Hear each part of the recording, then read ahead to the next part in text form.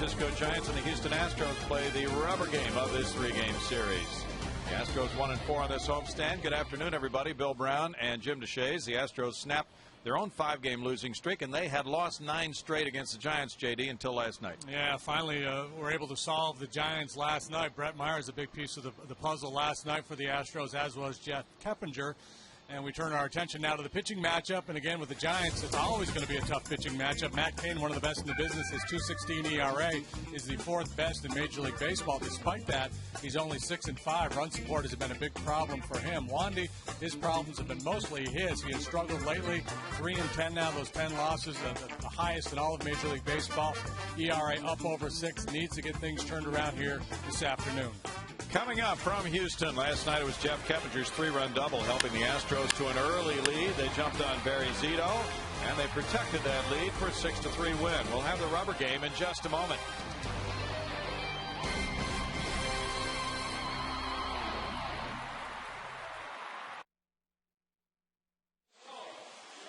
Now,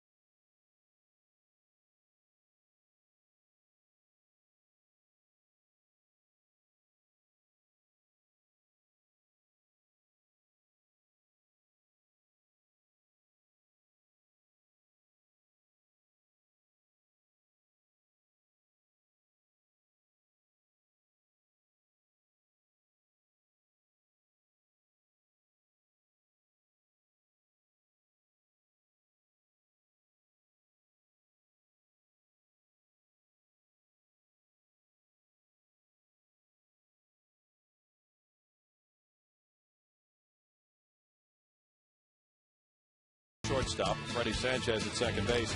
Aubrey Huff, the former Astros, the right fielder, batting third. And the cleanup man is power-hitting third baseman Juan Uribe. With Pat Burrell in left field, Buster Posey at first base, Benji Molina the catcher, Aaron Rowan in center field, and Matt Cain the pitcher. Starting pitcher brought to you by Suzuki is Wandy Rodriguez, and boy, he's really struggling. 1-3, 8.10 ERA here in the month of June. He should be strong. He's got an extra day rest. And a short outing last time through just 68 pitches in his last start. Freddie or not, Freddie Sanchez, very good numbers against Wandy, 10 out of 23. He'll bat second here in this inning. Defensively, the Astros have Lee Bourne and Pence in the outfield. Pedro Feliz back in there at third base today. Jeff Blum gets another start at short. Keppinger the second sacker. Lance Berkman at first, and Jason Castro back behind the dish for his third consecutive start. Strike one to Renteria, leading it off. Renteria checks into this game at .343 with a homer, 11 runs batted in, and that great batting average against Houston of .611, including a 5-hit game. The Giants are the only National League team Wandy Rodriguez has not beaten in his major league career, which includes 54 wins and 62 losses. The curveball works, and it's 1-2 for Renteria.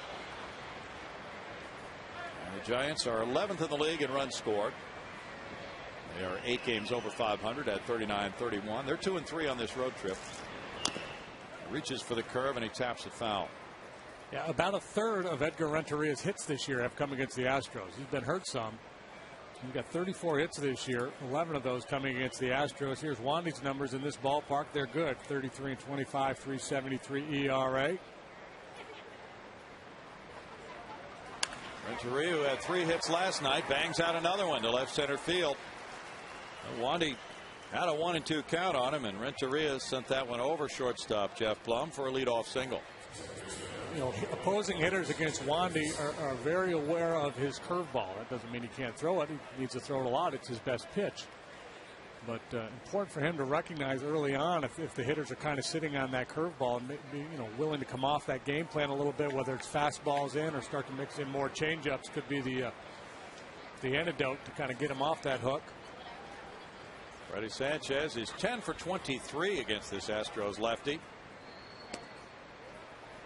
Taking ball one, 317 overall for Sanchez this season, coming back from shoulder surgery and getting a late start. And he missed the first 2 series between these 2 clubs, one in April, one in May.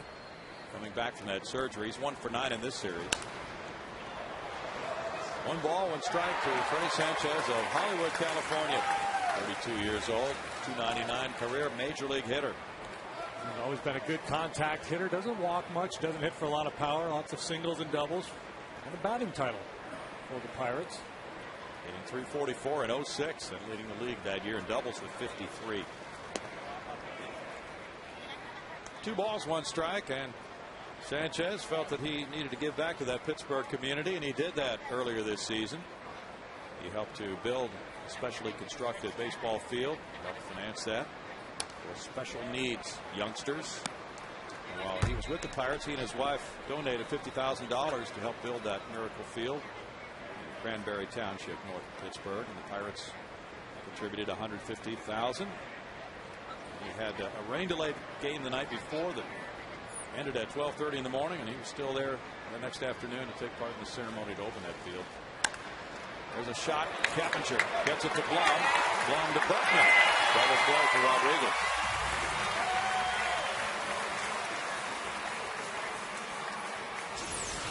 Well, the base hit comes on a curveball, but so does this.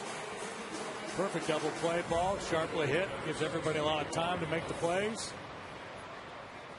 Easy there, easy there. Now the infield shifts around with Wandy facing lefty hitting Aubrey Huff, who's handled left-handers well this year. In fact, he's handled a lot of guys well. There's strike one to the tune of 304, 12 homers, 38 runs batted in. He's tied for 5th in the league in on-base average, and he's 10th in slugging percentage.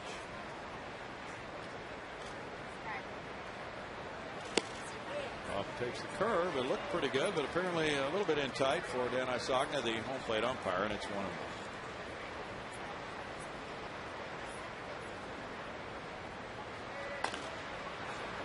Foul, first base side to Lance Berkman. Let's see where he's been hitting the ball on his base hits. 36 have come to right, 23 to center, only 14 to left. And I'm guessing just about all those to left have been in the air. A lot of pull hitters that will hit the hit the ball the opposite way in the air, but almost never on the ground, and that's why the Astros have the shift on in the infield and not as much, pretty much straight away in the outfield.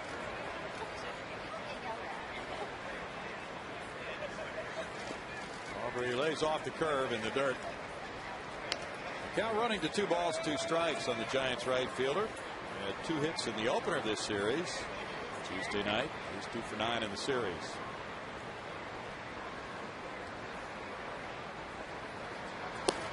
And the fastball strikes him out.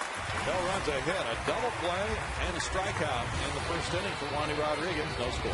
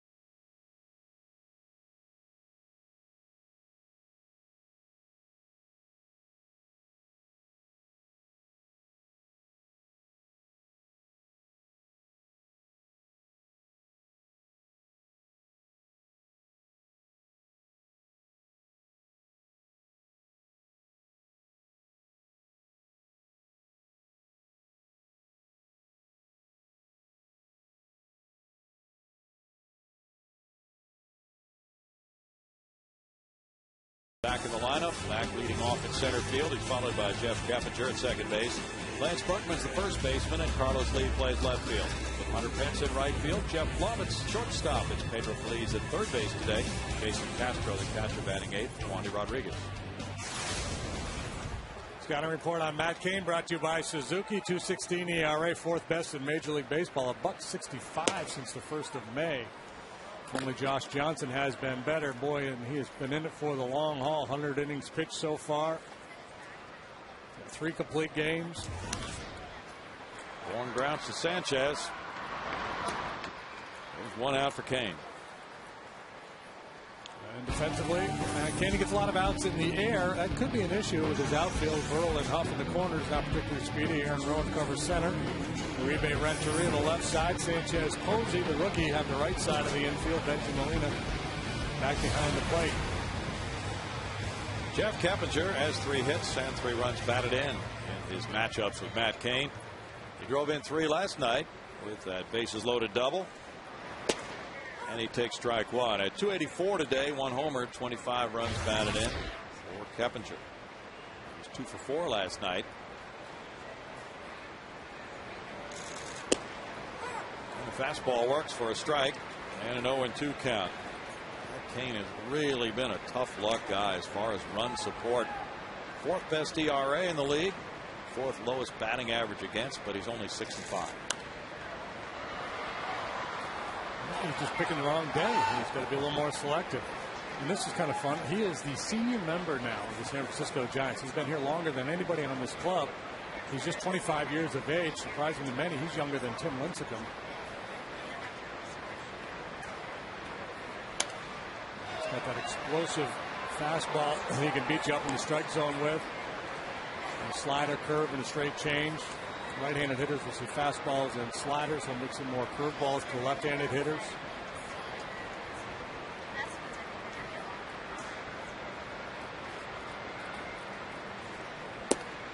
Cain's breaking pitch is off the plate, and it's 1-2. Cain has won 1 and lost 2 in his career against the Astros with a 3.64 ERA in 5 games. Earlier this season, he got a no decision here against Brett Myers on April 7th, giving up 3 earned runs in 6 2/3. He had a 4-1 lead until the 7th inning of that game. Then Corey Sullivan had a pinch 2-run triple to make it 4-3. There was a man on base. Cain left the game. That runner scored. He wound up with a no decision. That was one that got away. Cain last year was 14-8 with a 2.89 ERA. Now it's 2-2. Kane lost his last start Saturday at Toronto. The Giants were shut out 3-0. He gave up 6 hits, 3 runs, and 7 2/3. He had won 4 starts before that. Ground ball into left field. Keppinger got on top of it and singled. Yeah, pretty impressive swing of the bat there. We talked about Kane having that riding action on his fastball. So with the ball up in the zone, it's a lot of swings and misses and pop-ups. But look at Keppinger work hard to get on top of that high fastball, get that top hand engaged, and hit that ball hard on a line. Buster Posey's the first baseman holding him on, but Lance Berkman the batter. 239 for Lance, 6 homers, 29 driven in.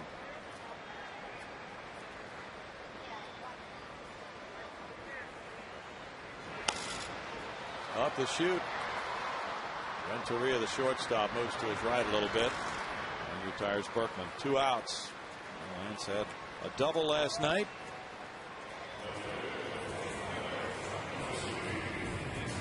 Out number 2, and it's Carlos Lee.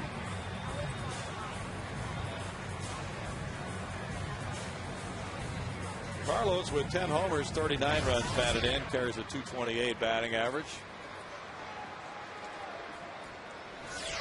He's 5 for 11 with a homer off Kane in his career.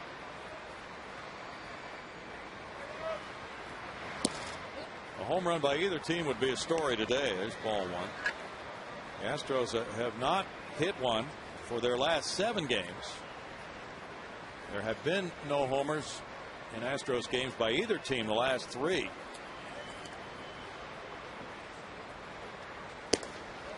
And for a guy who works up in the zone, Kane's been pretty selfish when it comes to home runs. He's allowed just 5 this year in 100 innings pitched.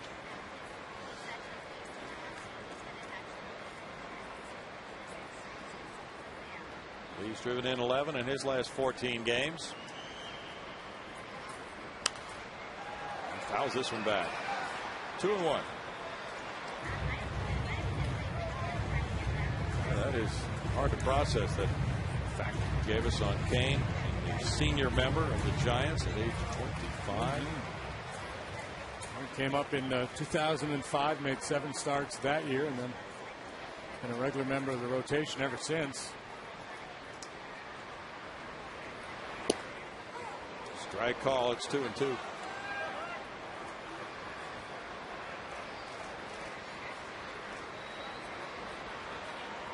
Kane was a first-round pick in 2002, the 25th player drafted from Dothan, Illinois. He was the Tennessee High School Player of the Year. He played in the All-Star Futures game here at Minute Maid Park in 2004. Lee to left. Keppinger heads for third base. And the throw goes back into Renteria on a double by Lee. His 10th of the year.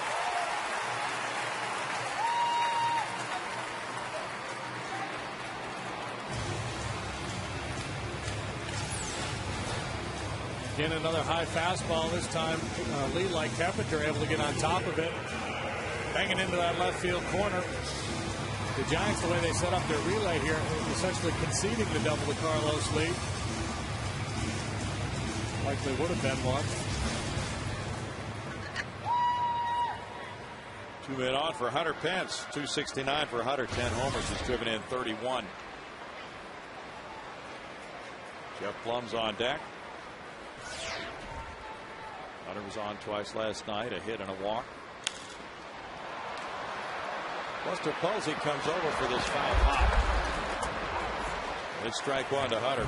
Well, a big part of the story last night was early success for the Astros. Put a run on the board in the first off Barry Zito, and then a 3 spot in the second inning. Sometimes that's the key. You got to take advantage of these top flight starters, get them early when they're a little vulnerable, haven't quite locked in yet. I guess what I'm saying is this is a pretty big AB right here. Yeah.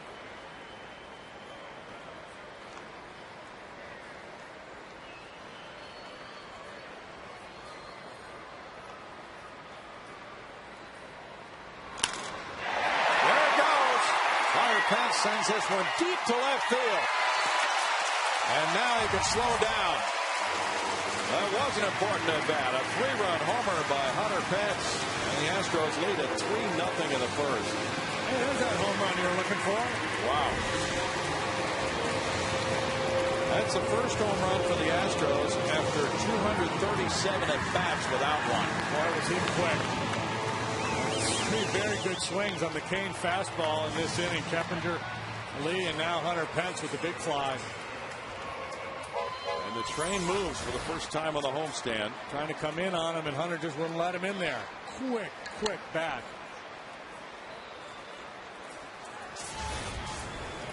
Now Jeff Blum takes strike one.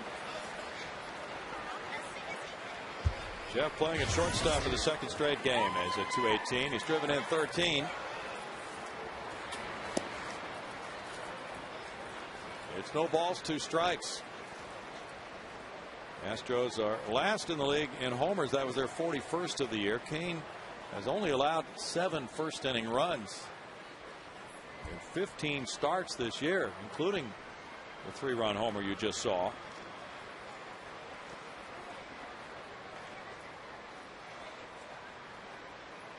Obviously trying to establish that fastball early on. He's got a good one, has every reason to be proud of it, but pretty aggressive with that heater, especially with Hunter up there.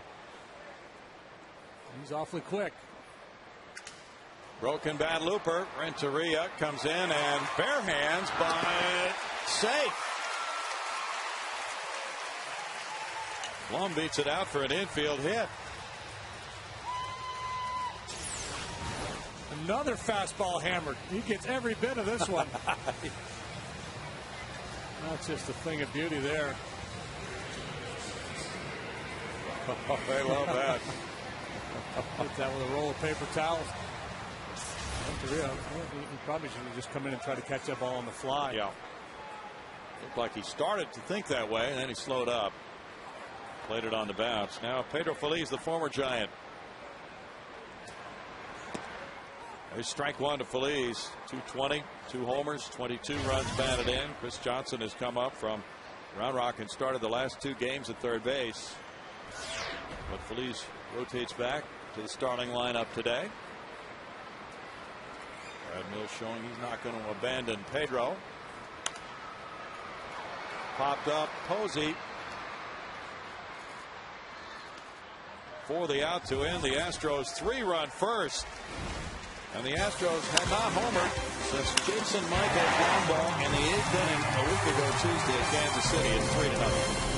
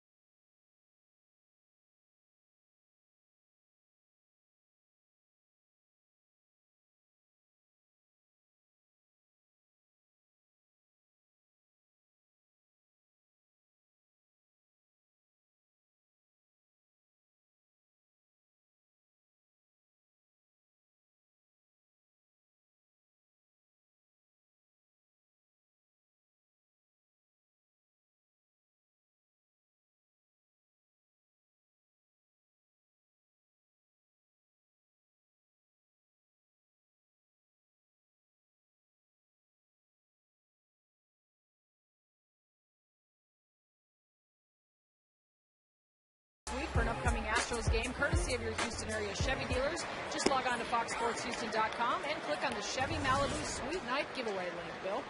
Thanks, Patty. That is strike one from Wandy Rodriguez to Juan Uribe. Uribe goes for the curveball. He taps it foul, and it's no balls, 2 strikes to the man with 11 homers, 44 runs batted in, and a .274 average. He's hit the Astros well to the tune of .333. Well, so far, couldn't have scripted it any better if you're Brad Mills. Got a struggling pitcher on the mound. He gets through the first inning with a double play ball, and then they put a 3 spot on the board in the bottom for him. Give him a little breathing room, chance to relax out there. Absolutely. The appeal goes to first base. The call is a check swing by Dale Scott, the crew chief. It's 1-2.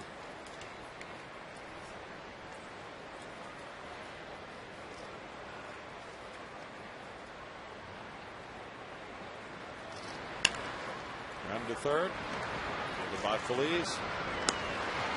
1 out for Wandy.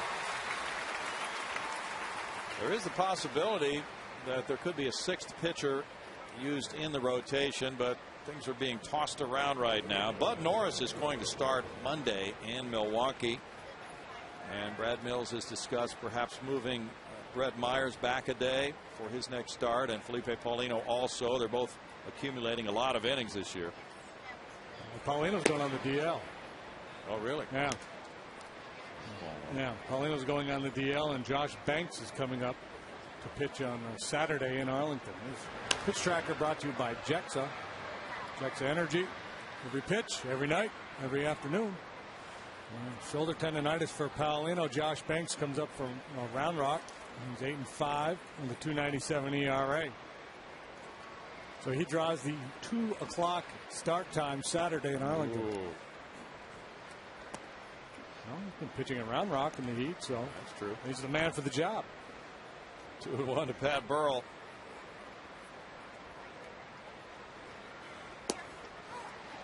And that evens the count at 2-2. Burrell with 3 home runs in a Giant uniform has very good numbers since he joined their club.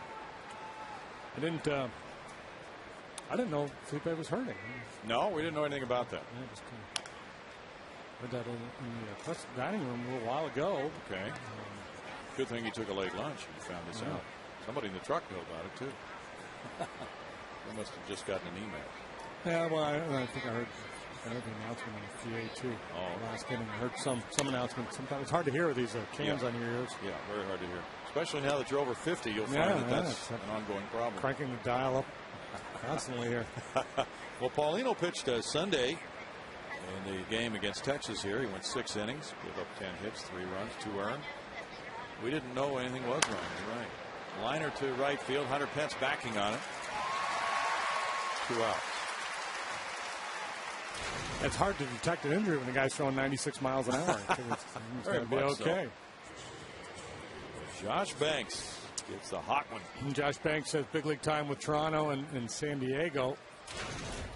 4-7 in his major league career so far with a .538 ERA. Buster Posey at 303 has made a nice impact at first base. He's caught 1 game, 1 homer, 7 runs batted in. Thought to be the catcher of the future, probably next year for the Giants. But Posey was called up from AAA Fresno to get his bat in the lineup, and that has worked well. He has had a rest the last couple of games, has not really had a rest since he came up from the minors, and he had been slumping anyway. So Bruce Bochy had taken that opportunity to give him the opportunity to rest. He's a former teammate in the Cape Cod League of Jason Castro. And part of that 2008 draft class. And they played against each other at the College World Series. And Castro's Stanford team beat Posey's Florida State team in that College World Series.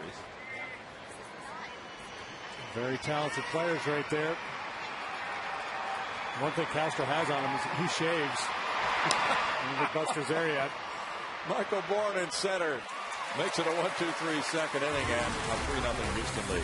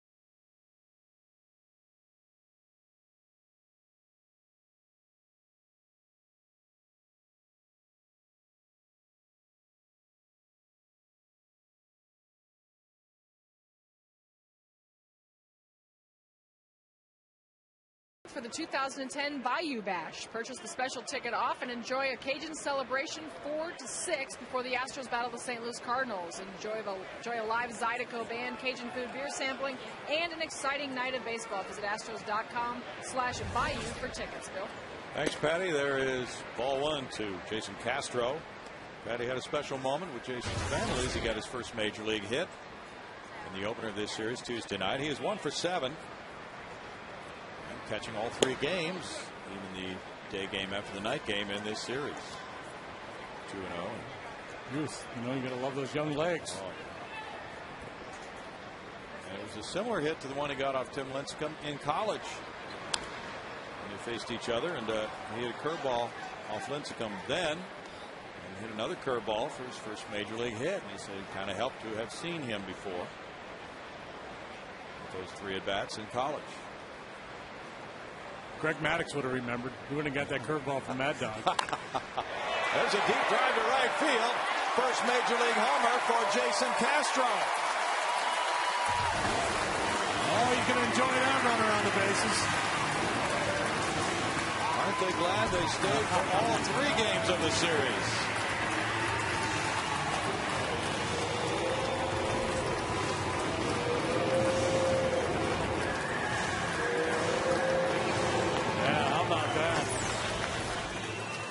His debut was an impressive one. Had that base hit, just looked very comfortable in the batter's box, made 2 great throws from behind the plate, and the highlights keep coming. Second deck home run here for young Mr. Castro. What an exciting time for that family. Nice to have a little extra left-handed sock in that lineup. This from the number 8 hitter, Tony Rodriguez. Swings at that one, and it's no balls, 2 strikes. So Kane, as you pointed out, had allowed 5 homers in 100 innings, and the Astros have taken him deep twice. A 1 inning plus.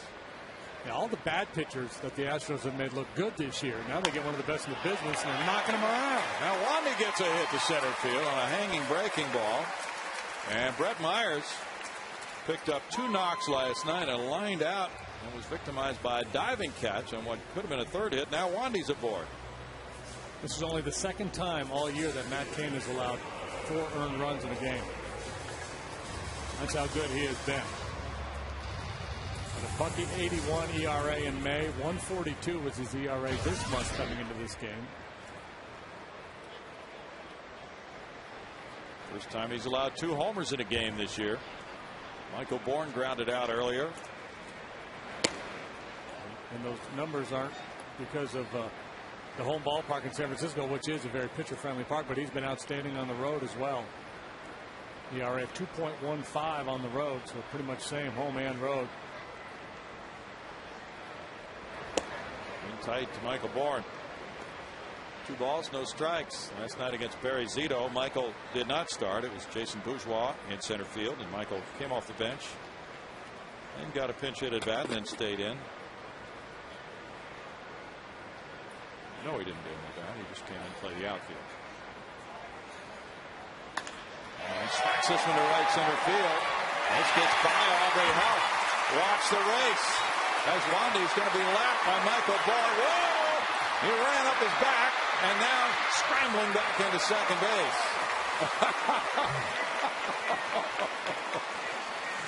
Yeah, you got to remember who's in front of you there, Michael. And Wandy's, you know, a pretty good athlete, but still he's a pitcher, and he did not have the wheels of most major league position players.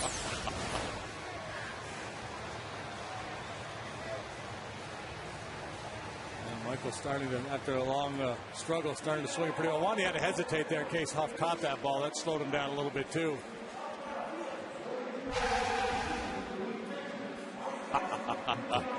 Dave Clark in a helpless position where he's trying to bring Wandy along and hold Michael up at the same time. Wandy got the Dave Clark 10 there at 3rd base. And Patty Smith has had a wonderful time with the Castro family, so let's have a reunion, Patty. Yeah, I think actually I'm going to just take up a permanent seat here. Jason's parents, Tom and Lori, and this week, thankfully you stayed for the home Stan, like the guy said, it just keeps getting better and better each game, it seems. You couldn't write a better script. It's unbelievable. I haven't stopped cheering up all weekend, so proud. And Tom, I know. Tell them what you just told me about the guy who actually called it. I just got a text from one of my friends at home, and he said that he felt that Jay was going to hit a home run today. He said, watch for Jay's first dinger. And he did the same thing when Jay was playing in the Futures game last year. So I need to call him for some lottery ticket numbers right now, I think, because he's got something going on. But it's pretty exciting. All right, well, you guys continue to enjoy the moment. I know you're soaking it all in. And thanks for letting me hang out with you. Thank you very much. Guys. Patty, stay right there, because I think with his voice we might have to have him do some play-by-play for an inning. Yeah, absolutely. I'll just give him the microphone and let him be the sideline reporter. They like your voice. They think you may have a future here, not just as father, but maybe in the business. Oh, he sings. Oh, no. All right, I'll work on that. Infield in for Jeff Keppinger. He looks at that one for ball 2. It's 2-1. He singled through the hole between third and short. His first time up to get things rolling for the Astros. They now have 7 hits off Kane. Time to get greedy. They've got him on the ropes. 4 in, 2 in scoring position, nobody out. 2, 3, 4 scheduled to bat here.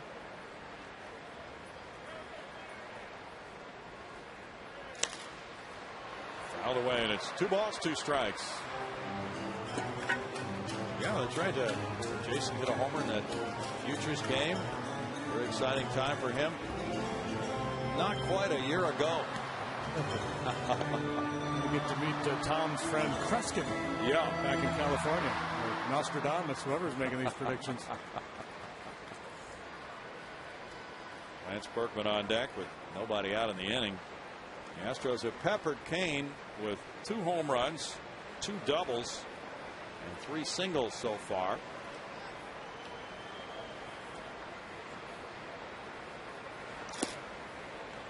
It's a full count to Keppinger now. Denny Bautista is already warming up for the Giants, and Denny pitched in last night's game. Just pitching briefly 1-2-3 inning. Now for Bruce Bochy, you want to give Matt Cain a chance to right the ship, because when he's on his game, he's one of the toughest in the business. But the other thing you don't want to do is leave him out there and just get absolutely pummeled. Now Keppinger walks to load the bases and set it up for Lance Berkman with nobody out. That's the first walk for Kane. Sometimes when the pitcher's having the kind of year that Kane is having, pitching deep into a lot of games, every now and then you just run into a game because you pitch so many innings and the stuff just isn't quite as sharp. You don't have the good lively action on your pitches. The hitters send that message pretty early sometimes in a game, and as a manager you think, all right, I'll just get him out of there, let the bullpen get some work in, and give him a chance to recharge for his next start. Berkman popped a short earlier. That's ball 1, and he has a chance to really give the Astros some breathing room here with the bases loaded, nobody out. Carelessly on deck as Bautista warms up. He just got the release a moment ago on Felipe Paulino. He's on the 15-day disabled list with tendonitis in his right shoulder.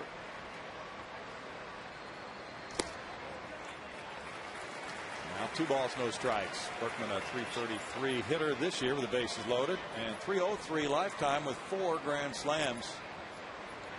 He'll be cheating on a heater here.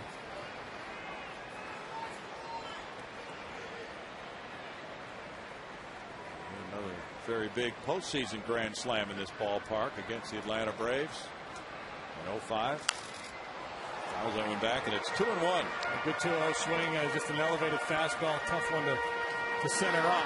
But that's the aggressive approach you like to see. 2 balls, no strikes. You've been seeing a lot of fastballs lately. The hard throwers have been challenging him, mostly middle in. That one drifted out away a little bit, just a little bit above his happy zone.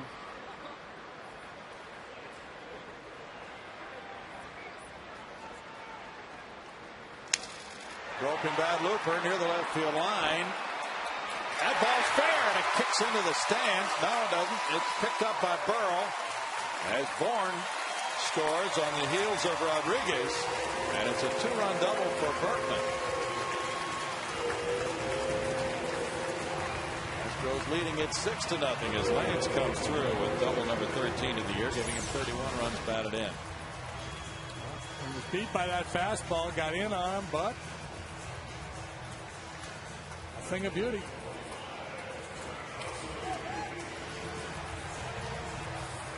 Astros having some very good swings at Kane, also having a little bit of good fortune.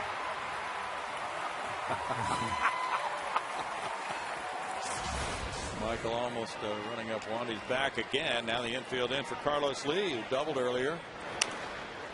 This one's in the air and out of play. Strike one. Berkman's double was the third double for the Astros to go with 2 long balls and 6 earned runs allowed today, more than Kane had allowed in 6 starts prior to this. A total of 5. And the most he's allowed in any start so far this year.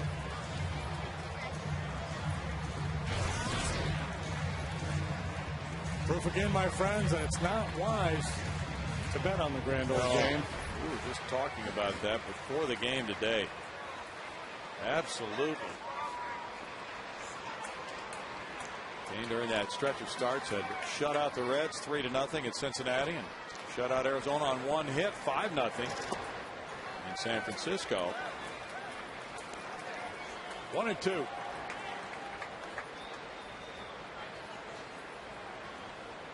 But the Giants had beaten the Astros 9 times in a row until last night. They are 7-1 this year against Houston. That's line foul. In 2000, the Giants went 8-1 against the Astros.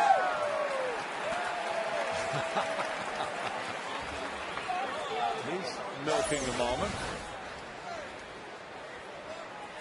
Ball had a little hair on it too. That thing was hit well. Nice play. Reaching around. Look at that. Around the screen. Like a goalie with a glove save. Yeah. He was screened on that play. Still made the catch. There's a liner knocked down. Uribe will throw to first, and Lee is retired. The Giants get out number 1. Not without a little drama, though. No. All well hit. Handcuffed Uribe. Carl's picking that thing off the ground. This will be the 25th pitch of the inning for Kane, who goes behind the mound to rub up the ball before facing Hunter Pence for the second time. Hunter smacked a 3-run homer in the first. Astros have not had many 3-run homers this year. Hunter hit the first one. It's been a long drought. They've had 1 grand slam.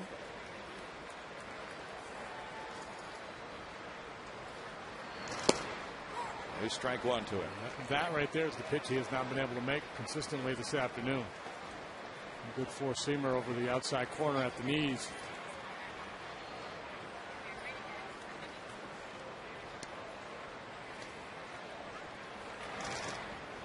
The stop. Molina came up on it. The ball bounced up. 1 ball, 1 strike. 51 pitches now for Matt Kane as he works here in the second inning.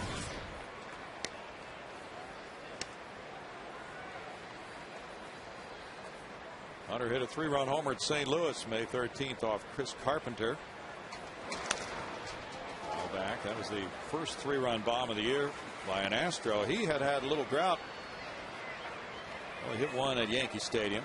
Well, that's not too bad. That was his 3rd home run in the month of June, and Matt Kane's ERA is taking a beating.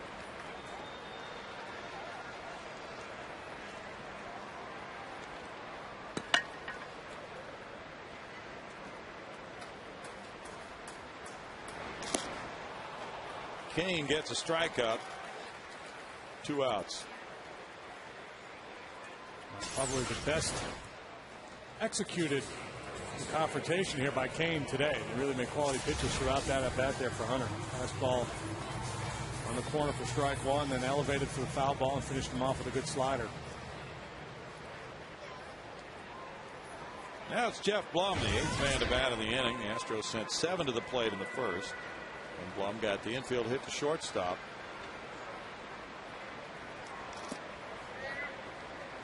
Kane froze on that ball 1 call. Kane has had 3 straight 200 inning seasons. certainly on a pace to make this 4 in a row. He wound up with 217 innings last year.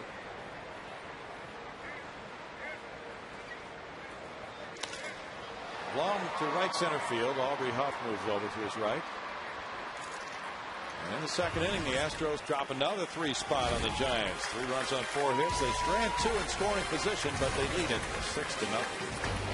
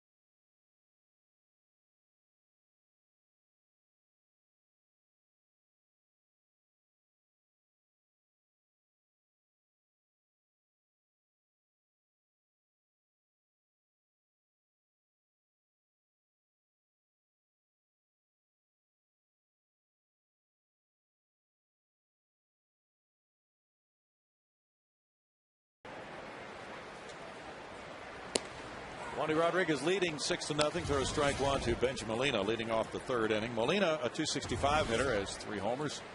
He's driven in 17. On this getaway day game, both clubs will be traveling. 1 ball and 1 strike. And Molina has had 3 hits in the series and also drew a walk last night. 35-year-old veteran, a native of Puerto Rico. He bounces this one slowly to Keppinger's right. And we join Patty Smith. Well, guys, all you can eat is available for every home game. Get a mezzanine ticket and all you can eat hot dogs, nachos, peanuts, popcorn, soda, and water for just $25. This offer is also available as a convenient 6-game flex plan, and it's great for groups. To buy tickets, visit Astros.com today. Bill? Thanks, Patty. All you can eat. Aaron Rowan with 6 homers, 23 runs batted in. Has a .219 batting average, so you starved yourself all day prior to that game. Strike 1 to Rowan, getting his first start. He's hitting only .151 for his last 53 at bats. Bounced in the hole and on through into left field for a Rowan single, hit number 2 for the Giants. Well, the Giants don't have a lot of power. They don't walk a lot, so Wandy attacking that strike zone, they'll be in pretty good shape. Our league leaders is brought to you by your Texas Ford dealers. And we see the Major League Baseball ERA leaders before today. Ubaldo Jimenez all the way up to 160. He got knocked around last night a little bit. Jaime Garcia is second. And you see the leaders. And now Matt Cain has a 2.82 ERA, up from 2.16 in just 2 innings of work today. And he fouls back the bunt for strike 1. And Cain hitting .115, 3 hits, 26 at bats. Looking to sacrifice now. He's going to swing.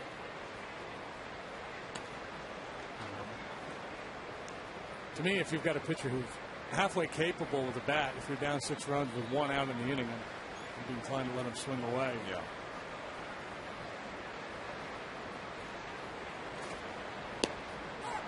Strike, and it's 1-2. I don't know what Cain's career mark is as a hitter. 116. 116. So he's actually down a point this year. He's really struggling. But 4 homers. Yeah, see, that's what I mean, especially with the Crawford boxes beckoning out there. I saw him yesterday in BP. Way up off the south. Of course, that's BP. That's a completely different creature. Nobody out, sure, go ahead, bunt him over. But we went out, you get a bunt down. Now you've got one chance to drive that run in. You're down 6. You got a guy that can handle the bat at all. I'll let him go ahead and swing it. The Giants are 11th in runs scored in the National League right now. The pitching has had a whole lot to do with where they are at 39 and 31.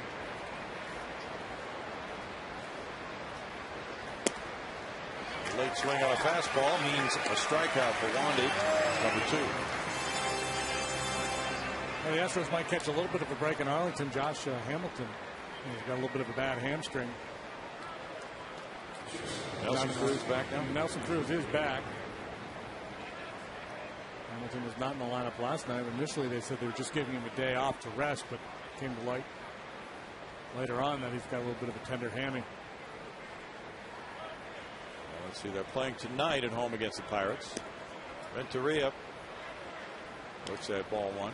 Renteria opened the game with a single on a 1-2 pitch. It'll be Scott Feldman pitching tonight for the Rangers against Jeff Karstens for Pittsburgh. Rangers have been able to extend that winning streak. Well, they are a tough team to beat right now. They've won 10 in a row. And they have built a 3.5 game lead in the AL West. That is the biggest lead that any team has in the majors right now, on top of the division. And John Daniels, their general manager, has to dye his hair. Really? Yeah, he had a bet with Elvis Andrus that if they had a 10-game winning streak, he would dye his hair. Oh. What color? I don't know. I'm just reading it here. Hope it's not blonde. We'll find out tomorrow night, by golly. 2 balls and a strike. Nolan's not a part of that bet, is he? Boy, I don't see that happening. Yeah, Daniels has black hair. He hasn't decided yet the color. Okay. Foul back, and it's 2-2. The Josh Banks move you told us about. We got this release, and the Astros have technically purchased his contract, so he is now on the 40-man roster, which is now full at 40.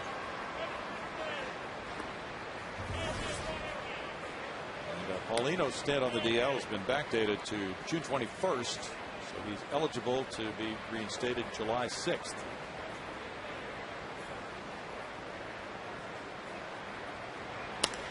Fly ball right field, Hunter Pence. And that's the 3rd out here in the top of the 3rd inning. No runs ahead, a runner stranded. The Astros lead it 6-0.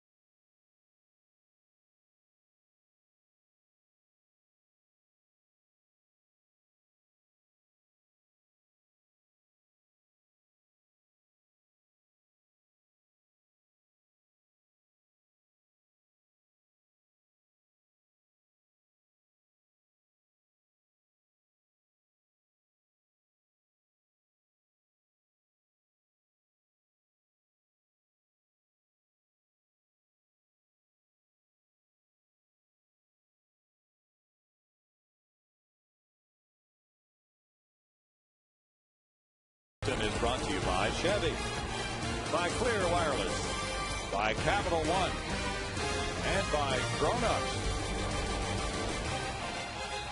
Grown-ups coming through a Union Station today, the old train station here in downtown Houston, Texas. Big part of this complex at Minute Maid Park. And the people who have come through those gates have seen the Astros build a 6-0 lead. Pedro Feliz with a fly ball backs up Aubrey Huff. One pitch from Matt Cain, one out here in the home third inning. He's 0 for 2 now. And it's Jason Castro. Here's what he did on a 2-1 count.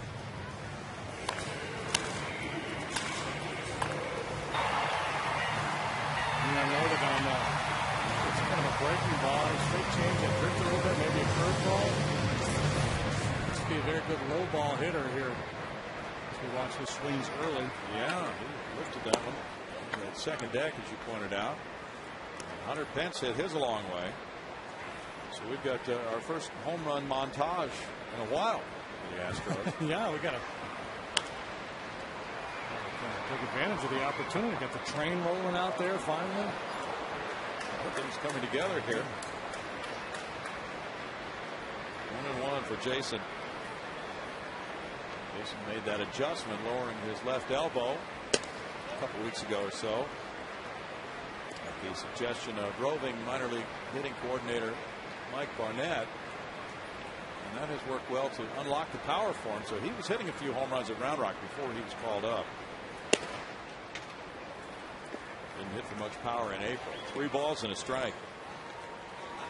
But he has consistently waited for his pitch. Well, yeah, I was just going to say that's the key. Put yourself in a favorable count and get something you can handle and take a good healthy rip at it. If not, take a walk. That's what he did there. Second walk for Cain. It's really odd to look at the career stats of Matt Cain and Wandy Rodriguez. Cain 50 and 56. Rodriguez 54 and 62. So fairly similar won-loss records, but Wandy's ERA 4.48. Matt's ERA 3.39. Wandy singled and scored. Pops up the bunt off the screen. Strike one. Yeah, now whereas it was somewhat questionable when Cain showed bunt on the first pitch, it makes all the sense in the world. The Astros with his 6-run lead just to play for a run to try to play a little add-on here. They should not need any more big innings to win this game. You hope they don't need any more runs to win this game when you put 6 on the board. Yeah.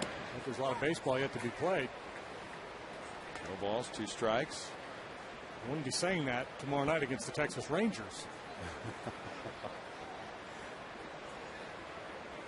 They are a scoring machine. See, as they went home after the series here, they had been averaging 6 runs per game this year at home. Popped up. In your story talking about Josh Hamilton not playing last night and having a hamstring, I think that's strike 3 on Wandy. Yeah. The reason why his hamstring is bothering him because he's been on base so much lately. Yeah. On base like 39 times in the last I don't remember how many games, but so he's just tired from running the bases. Well, Sunday he had 4 hits. He had the tying hit in the 9th inning and the game-winning hit in the 10th, so he did have to do a lot of running here. Beat out an infield hit prior to that on Sunday. 39 hits in 20 June games. That's the story I was reading. 8 of them home runs. So he's been able to jog a few times. Doubles, occasional triple.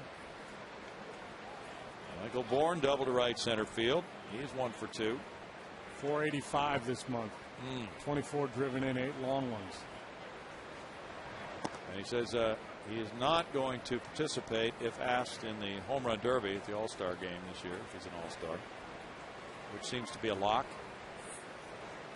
1-1. He did that a couple years ago, and then in the second half he slumped. He hit all those home runs in the derby. Yeah, and he's not the only one that's happened to. Bobby Abreu had a similar experience. Sure did. Well, maybe they ought to scrap the home run derby. No. Pitching is back and defense. Maybe they should have like a sacrifice bunting derby. Okay. I think the fans would really embrace that. Well, let's see. They used to do a skills challenge thing, right? And then Barry Larkin hurt his elbow, so that was the end of that. Yeah, they did a skills thing where they, I think Barry got hurt on it. It was like a doing a play where an infielder would relay the throw home for time and accuracy or something like that. Hurt his elbow. Foul ball by Michael Bourne. 3-2, 2 outs. The runner will be moving.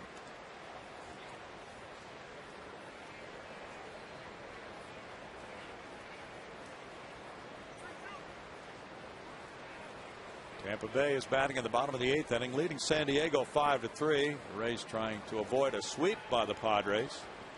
Carlos Pena hit his 16th. Foul away.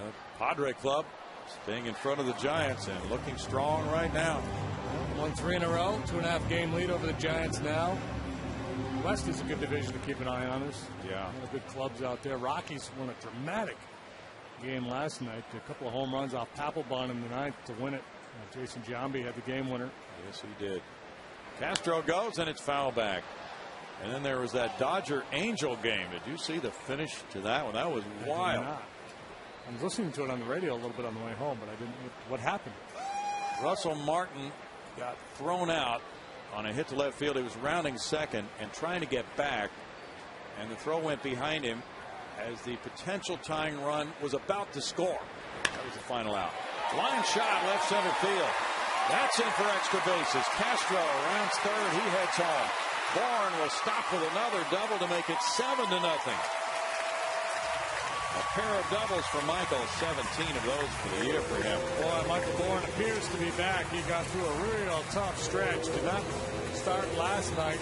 Game 1 of the series had a double and a single. Two real good swings here this afternoon. Took a fastball down and in a little bit, whacked it in the alley in right center last time. This time he gets the ball drifting down and away from him and drives it to the alley in the left center. Textbook hitting. That's it for Kane. Bruce Bochy came out to get him, and Kane walks off the mound now. And Bourne had gone through a 3-for-38 slump until those 2 hits Tuesday night. And now a pair of hits already by the 3rd inning in this one. Giants go to the bullpen with a score 7-0 Houston. Back.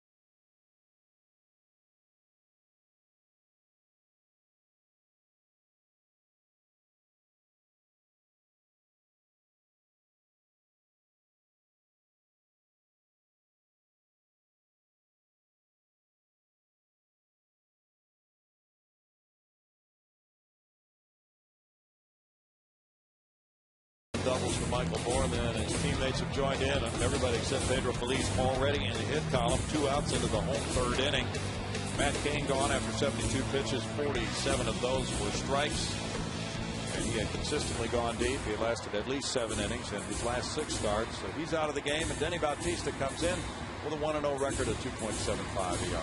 And Astros haven't chased many starters this year, and boy, to do it against a guy like Matt Cain is really impressive. Great at bats so far. Now they take the shot against the lanky right-hander Bautista. You saw the numbers on him; they're very good. Got a good heater, 95, 96 miles an hour. In the low 3/4 delivery, slings it up there. Strike 1 to Jeff Keppinger, who has singled and walked.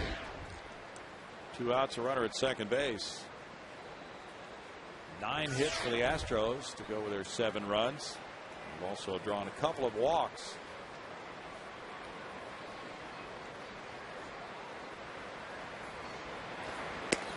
Bautista had that quick hitless inning last night. 1 ball, 1 strike. And on Sunday, he picked up a win in relief of Jonathan Sanchez. He worked 2 1/3 scoreless innings in that game. He's had big strikeout numbers.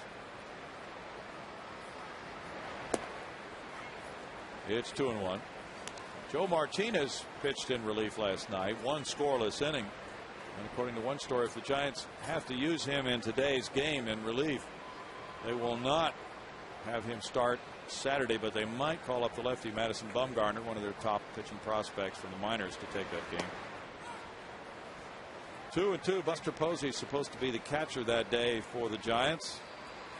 That would be the second start for him behind the dish.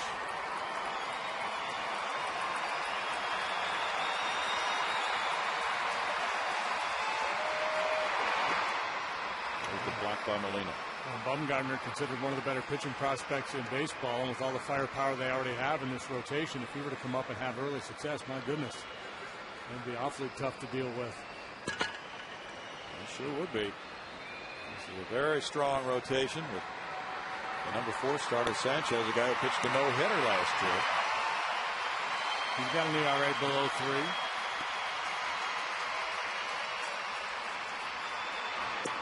In tight, and Keppinger's on for the 3rd straight time. That's his 2nd walk.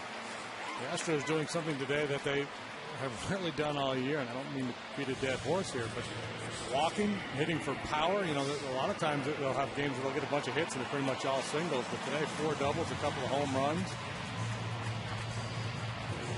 Sean Berry must be a very happy man right now. Last night they got 6 hits and 4 runs in the first 2 innings off Barry Zito, and they drew a couple of walks in those first 2 innings. Berkman has a 2-run double in this game. Fastball for strike 1.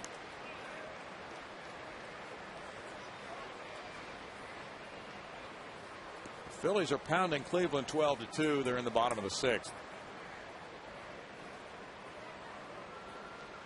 Glad to have Jimmy Rollins back, aren't they? Oh, he hit the game winner last night. That was a dramatic finish for the Phils. Off Kerry Wood. 1 ball, 1 strike. Carlos Lee's on deck. Tony Bautista's from the Dominican Republic. He began his career with the Marlins, who signed him in 2000. And he was an Oriole, a Royal, a Rocky, a Tiger, a Pirate. 1-2. Have arm, will travel.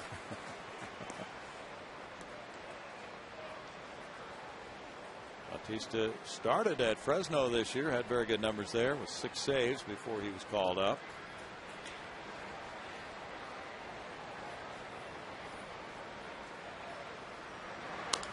Berkman reaches for it, taps it. Bautista will take it. And it's 1 unassisted to retire Berkman for the final out in the Astros' 3rd inning. They continue to score in every inning, and it's 7-0.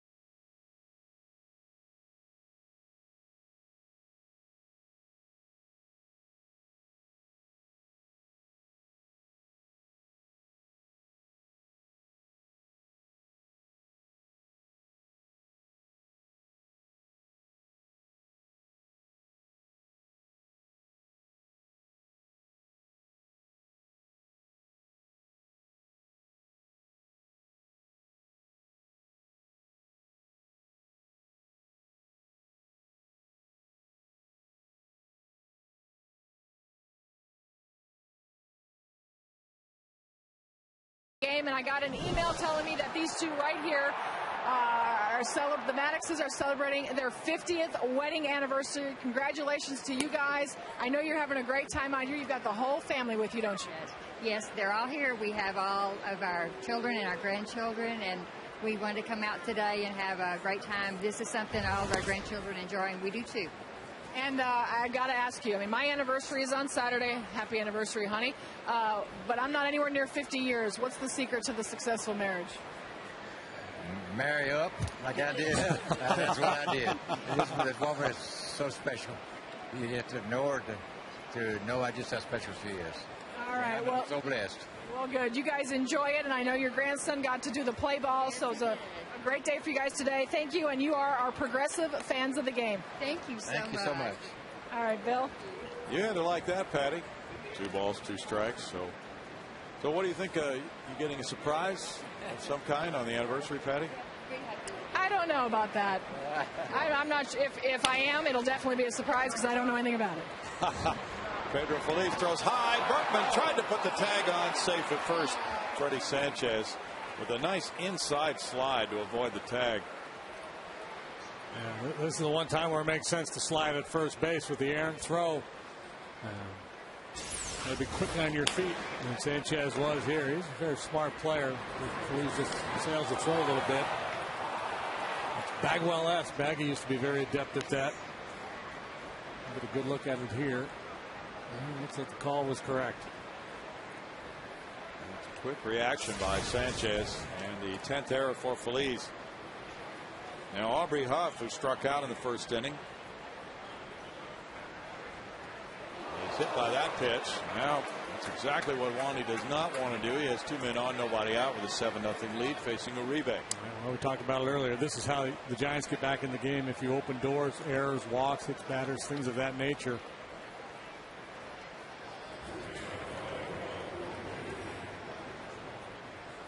Brad Mills hoping for a nice ground ball right at somebody from Juan Uribe. He grounded to the third baseman Feliz in the second inning. Just focus on the at bat here with Uribe. Don't worry about the base runners. Just trying to make good pitches. Trust your stuff. It's tougher to do when you're getting knocked around, as Wandy has been in recent starts. ERA climbing up over 6 coming into this start, so you're a little bit rattled. You know, not as quite as confident if you're in the middle of a good streak. Trying for his first ever win against this Giants team, the only National League club he's not beaten. He gets a big cut there from Uribe, and it's 1-2. It's the only kind of cut Uribe has. Yeah, you're right. He lets it fly, boys. Thinking about punching the ball the other way. He's trying to hammer it. Rips it to third. Feliz to second. Keppinger to first. Taylor made double play. 5-4-3. Second of the game for the Astros. That's how you avert that crisis right there. Double play. Well, nicely done here by Feliz. How he keeps that glove low. Just glides to his left. Pretty double play. 7 straight games for the Giants, grounding into at least 1 double play. And they've now grounded into 20 double plays in their last 15 games. Now Pat Burrell, he lined to right field.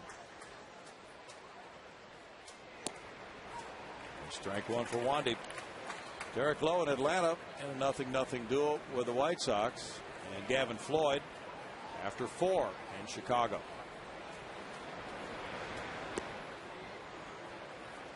It's 1-1. The Atlanta Braves are in first by a half game in the NL East over the Mets. They are tied in the loss column. Mets have won their last 2, while the Braves have lost their last 2. The race is definitely on in that division.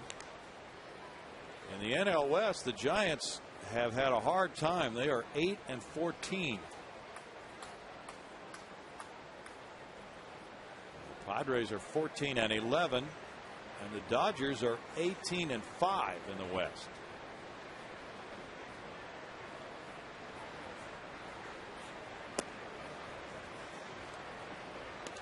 That's 3-1 and 3-1 rather the count. And you see the Padres, Giants, Rockies, Dodgers, and the D-backs are 15 games back. The D-backs lost a series to the Yankees. Dodgers sweep. That's a shot to the boxes. Line drive. And Pat Burrell has just ripped a 2-run homer.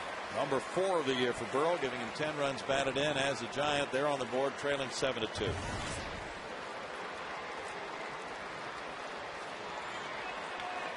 Pat Burrell seems energized by this move to the San Francisco Giants, really scuffling and out of the lineup for Tampa Bay, but he's putting on that Giant uniform. He's really been quite good. And this is his game. He's a very patient hitter. He tries to get you into those fastball counts, 3-1, 2-0, and then he takes a good healthy rip.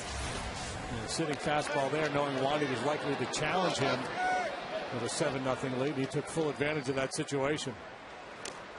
Buster Posey with a foul ball. There's strike one. Posey hit a fly ball to center field his first time up. He is very youthful looking. He was the 5th player drafted in the 08 draft. He had won the Johnny Bench Award as the top amateur catcher round. Golden Spikes Award winner in 08. Dick Howser Trophy winner. And the College Player of the Year. He hit .463 as a junior. And then a few picks after that, Jason Castro was taken by the Astros. Bouncer past a diving Keppinger. So here they are just 2 years later, and both starting against each other in the big leagues. 2008, a pretty fertile draft. And a number of guys have reached the big leagues already. Posey, number 5 overall, as Brownie mentioned. Castro 10, and that's what will happen in the draft too. Clubs will watch for trends, and all of a sudden, if a couple catchers will go off the board, and if you're looking for a catcher, you've got to move quickly, or they're going to be gone. But, a very demanding position, so for these guys to reach the big leagues that quickly is pretty impressive. Benji Molina. Broken bat liner, caught by Blum at short. And the Giants are on the board with 2 runs scoring on 2 hits with an error and a man left. It's 7-2 Astros in the 4th.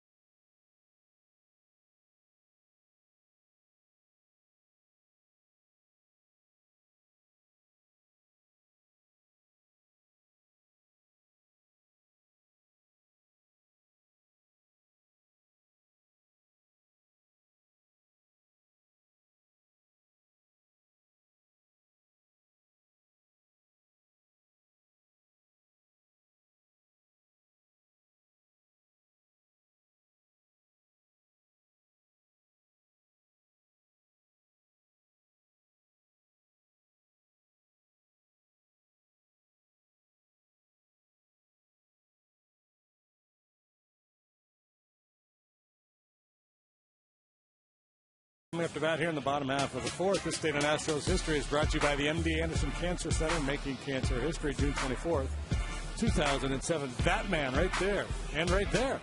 He's in bronze, he's in flesh, and on this date he got double number 658, most ever by a right-handed batter. 12-9 win over the Texas Rangers.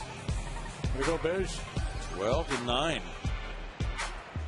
Might see a 12-9 game against the Astros and Rangers this weekend too. You never know. Nice to see the bats heating up a little bit here, heading into that series. Here's the all-time doubles leaders: Speaker, Rose, Musial, Cobb, and Biggio. Carlos Lee Puts one out of play. There's strike one. He has a double and a ground out for Matt Cain. 2 2/3 innings, 9 hits, 7 runs allowed today. 2 walks, 2 strikeouts. Now the Giant bullpen with Bautista trying to keep it close.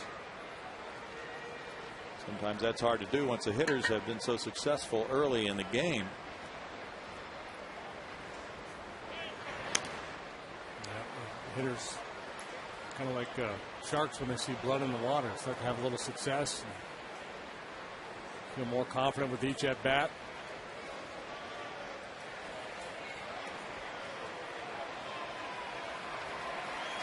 The Giants are 17-10 since May 25th. That's a pretty good pace. 6:30.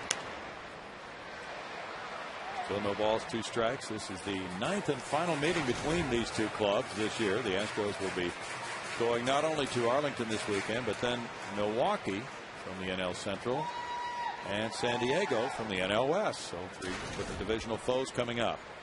Is this the end of interleague play? Yes, I believe it is this weekend. Yep. 1 and 2. And the National League, I think, has done a little bit better this year than in previous years. Yeah, I tried to tally it earlier, but I want to say 96 and 103 right now. Okay.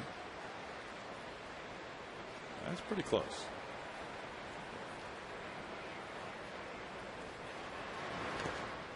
In the dirt, and it's 2 balls, 2 strikes. Well, that's right. We had Tampa Bay in here. I was trying to remember who else we'd seen at this ballpark from the American League. Seen some good clubs from the American League this year. Yeah. Boy, could have, Rangers, Yankees, Tampa, could be a lot of playoff clubs. Royals not likely. I like some of their players, though. That team can hit. They can swing the bats. Yeah, they can maintain a good, consistent approach with their hitting. And Bannister pitched well for them last night, I think it was. That 1-0 win, or yesterday afternoon over Steven Strasburg in Washington. So if they get some pitching, that'll be pretty good. I think they had 9 hits off Strasburg in 6 innings. He struck out 9, didn't walk anybody. But it was interesting. I was listening to that game, and it reminded me exactly of the game Paulino had in Kansas City. They just kept single here, single there, squirt one through the hole, and that's kind of what they were doing to Strasburg yesterday. Mm-hmm. But you do it enough, and you realize it's not just good luck; it's good hitting. Yeah. Popped up, and Posey calls it 1 out. Now we have some choices. Here's the one we chose for the Coors Light Cold Hard Blast. It was Hunter Pence's 2nd 3-run homer of the year. He really got his body out of the way and let his hands go to work. Cain trying to crown him with a good fastball, and Hunter would have none of it. Now he comes up for the 3rd time. He struck out in the 2nd inning. So he took over the club lead with his 11th homer with that swing. He now has 34 runs batted in. 5 behind Carlos Lee, the club leader.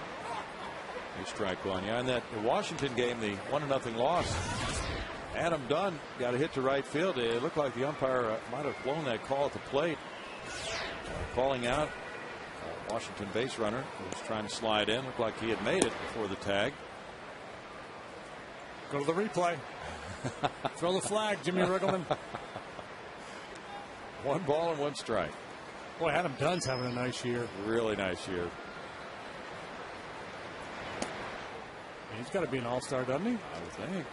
Jeremy Affeldt is warming up for the Giants, a lefty. Ryan Zimmerman's a possibility, too.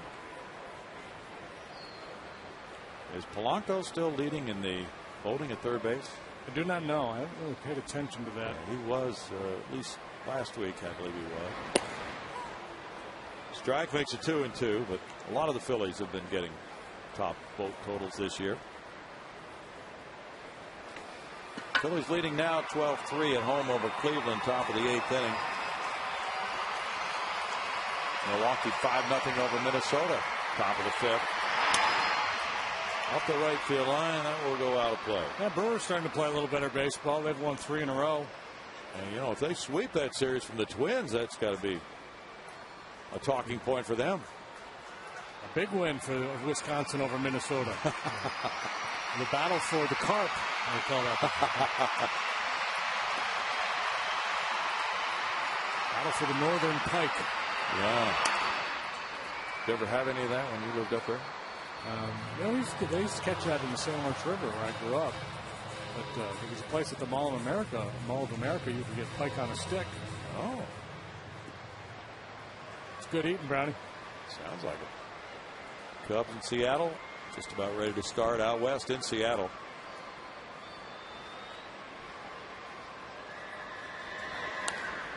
Hunter fought off the breaking ball. Yeah, emergency hack right there, just staying alive. Yeah, because that breaking ball came inside, and he kind of moved the left shoulder a little bit, but he kept his hands back enough to foul it and give that little girl a nice souvenir.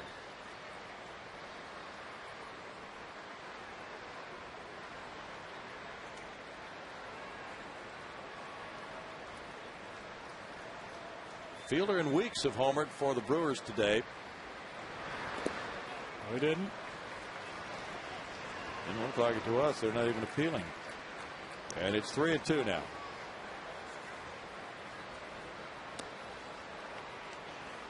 Prince Fielder hit his 14th. Ricky Weeks his 12th for the Brew Crew. Most of the action is later on tonight. Florida's at Baltimore, Detroit playing the Mets in New York, St. Louis at Toronto, Boston at Colorado, Pittsburgh at Texas, Dodgers and Angels. Ground ball in the hole, backhanded. Renteria throws, and the tag by Posey is made on Hunter Pence for out number 2. Renteria again. That's Hunter Pence with his speed and his hustle down the line. Renteria realizes he has to hurry the throw, and it sails on him. Posey bails him out. It's a dangerous play. We've seen first baseman get hurt on that play. Yeah, he looks like his wrist might be barking a little bit.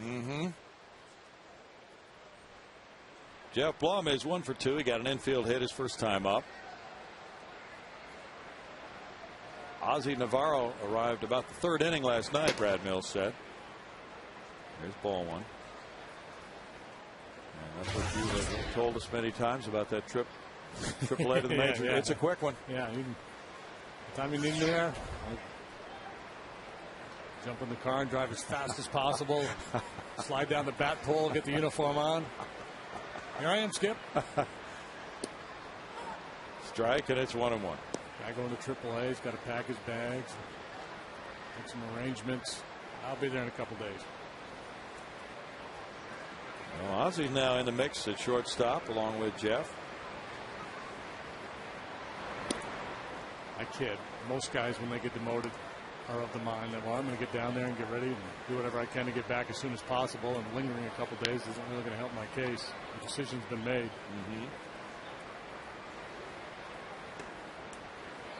Tampa Bay beat San Diego 5-3. The Giants will be happy to hear that news.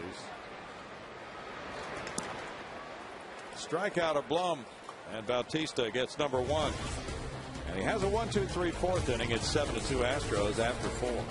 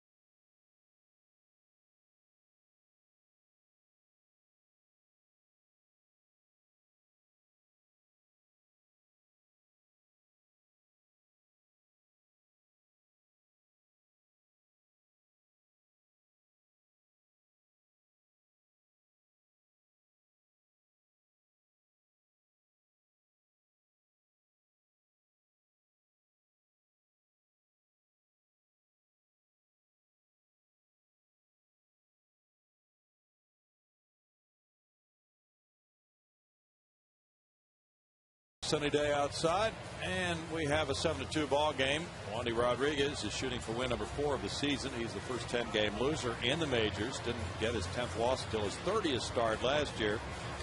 Aaron Rowan will be the first man to face him in the Giant 5th inning, and Pablo Sandoval is on deck to pinch hit for the pitcher Bautista, with Affeldt warming up in the bullpen. Those are the numbers on Wandy. The 2 runs unearned because of the error by Pedro Feliz in the 4th inning. And Pat Burrell hit a 2-run homer after that error. Rowan singled to left his first time up. There's strike 1. One thing Brad Mills was looking for from Wandy Rodriguez today was command of the fastball to both sides of the plate. That one hit him. Second hit batsman of the day for Rodriguez. Yeah, he hit Huff last inning, a little bit of a sloppy curveball. This is just a bad break for him. He's trying to crowd Rowan with a fastball, and he didn't get out of the way. AT&T has some trivia for us, and we'll be seeing that in just a moment. Other than Tim Lincecum, name the only other pitcher with a 700 winning percentage in his first 3 seasons. Christy Mathewson. Okay. I'll go with Bob Feller. Old Hoss Radbourne. Babe Ruth. Eparitzi. We have a lot of possibilities here. Well, the Bambino boy, he was an outstanding winning percentage as a pitcher. Well, it's more modern than those guys. Sandoval, the pinch hitter, tops one. Blum charging, doesn't make the play. Ball trickled under his glove. And Sandoval, who brought out the lineup card today, is now at first base. First and second, nobody out, and the makings of a troublesome inning for Wandy Rodriguez. Astros sloppy last night in the middle innings, and again here opening the door. They did it last inning, and now again here, a hit batter, E6 by Blummer, and then the lineup turns over, and the Giants in business. Blum's 7th error of the year. 2 men on for Renteria. Renteria is 1 for 2. Last inning, Wandy got a big double play ball in this situation. See if we can duplicate that. Strike 1. Let's see. More modern. More modern. Whitey Ford. 700 winning percentage. Yeah, it's good to probably thinking Yankees not a bad idea. Bob Turley. Somebody who was really good early. Fernando was very good early. Fernando, yeah, that's a good one. Do we have it covered yet, guys? 1 ball, 1 strike. I haven't heard any. No bells have rung. No, we have not scored on this one yet. Dwight Gooden was very good early. Oh yeah, 700 winning percentage was crazy. Out of the way, and it's 1 and 2.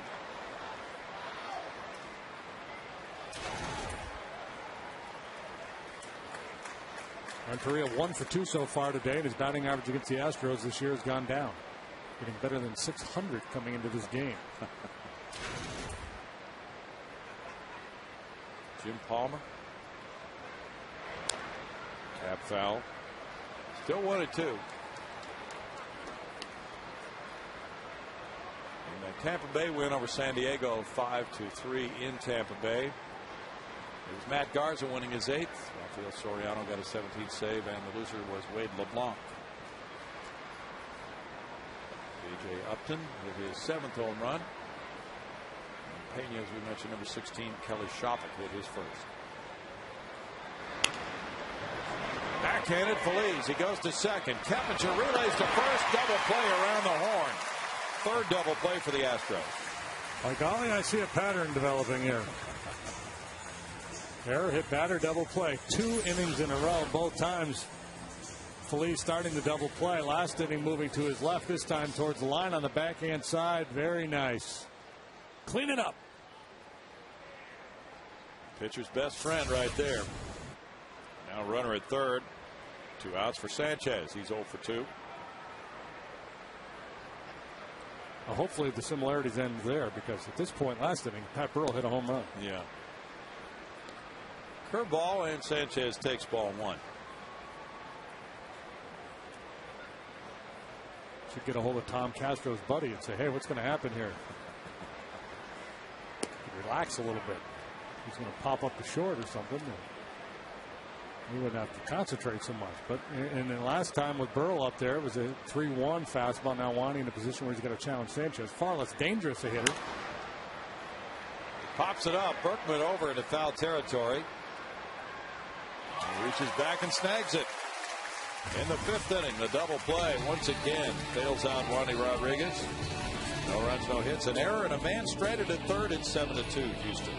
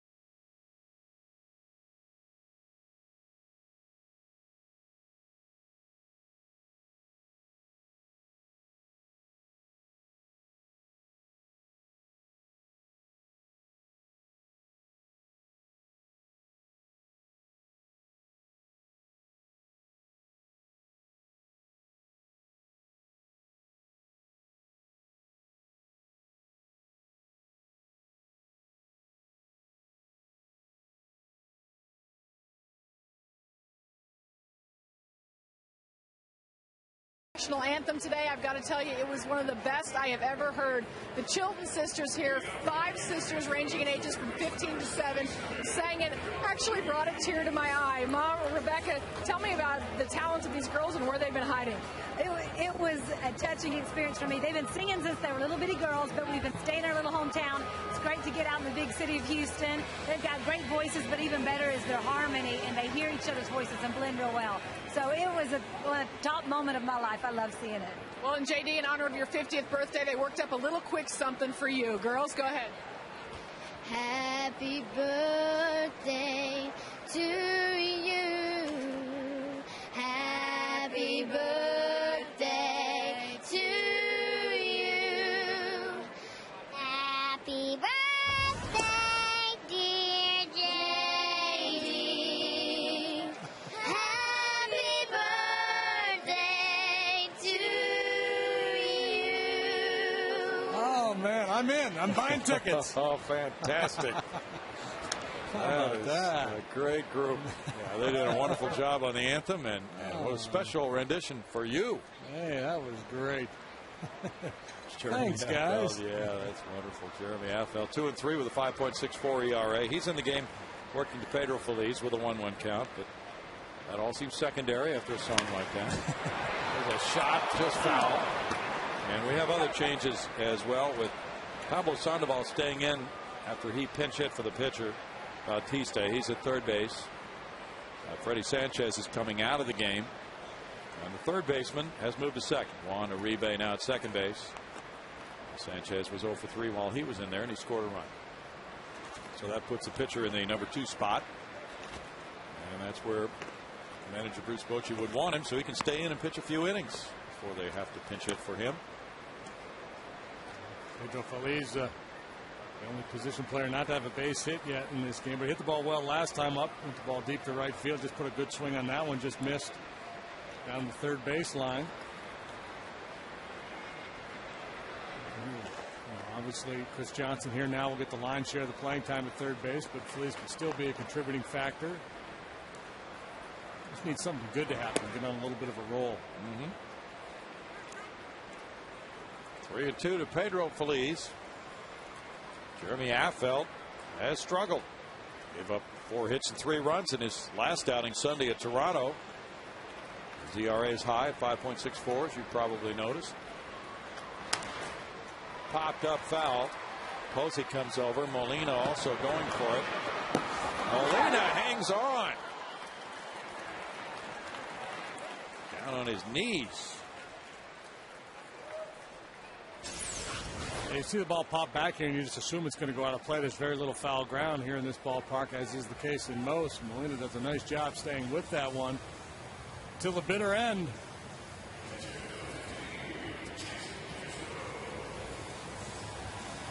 One peek down to find the wall, then he finds the ball. Almost didn't find it. All's well that ends well for him. Good play. I felt one of the better setup guys in the league last year with a .73 ERA, but this year he has really struggled. Strike to Jason Castro, who has homered and walked and scored twice. Awfully tough to hit in 2009. That has not been the case this year. Batting average of .314 against him this year. Last year it was 190 something. Stuff is still good. No balls, 2 strikes. So much of it is about confidence. He's given up 10 earned runs in his last 6 2/3 innings.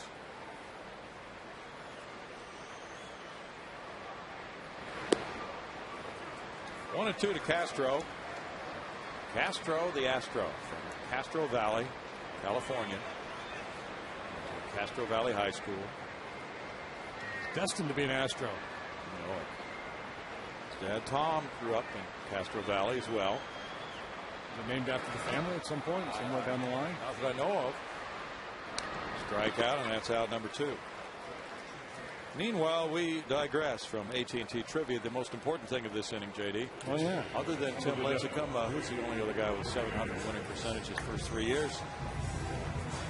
You got We that. threw him out there. Yeah. We were never forced to commit to any one name. No, we threw about 25 or 30 out there, and that's one of them. Tim Lincecum, and on his left is third base coach Tim Flannery of the Giants. One of my favorite guys. Wandy Rodriguez is 1 for 2 and scored a run. Tim Flannery, after the game Tuesday night, made his way over to a local establishment known as the Mucky Duck, and he performed a couple of songs with the guitar. A friend of his was entertaining there. Something that Tim enjoys doing.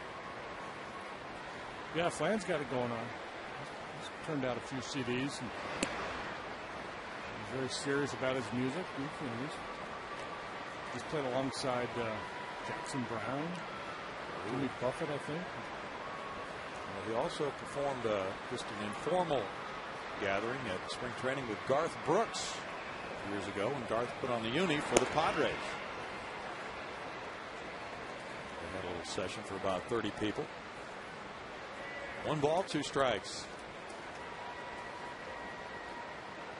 I can play the spoons. Can you? Yeah. We'll have to hear that on a road trip. We'll have plenty of time on this trip coming up. So bring them along if you want to. We'll just borrow them from the hotel. Pack your horn. I'll bring my spoons. Okay. That would clear out the hotel very quickly. Somebody with a harmonica.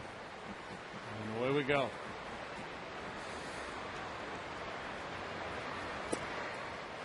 Wandy strikes out, and that's a 1-2-3 fifth for Jeremy Affeldt. 7-2 Astros.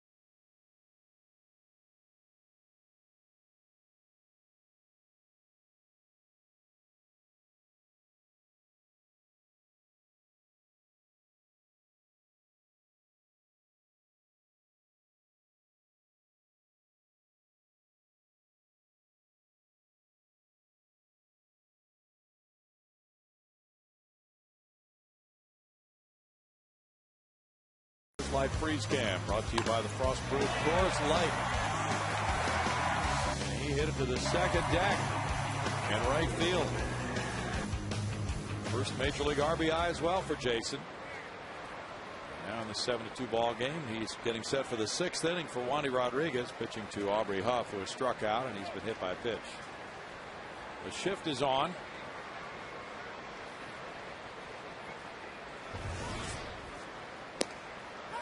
Huff looks at strike one. At one point last night, Aubrey Huff showed bunt with the shift on. I don't know if he ever tries it.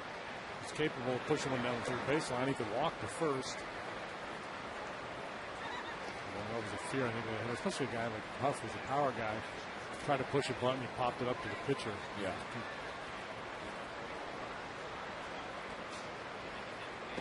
Well, it's a thought that the Giants need base runners. They're trailing by 5.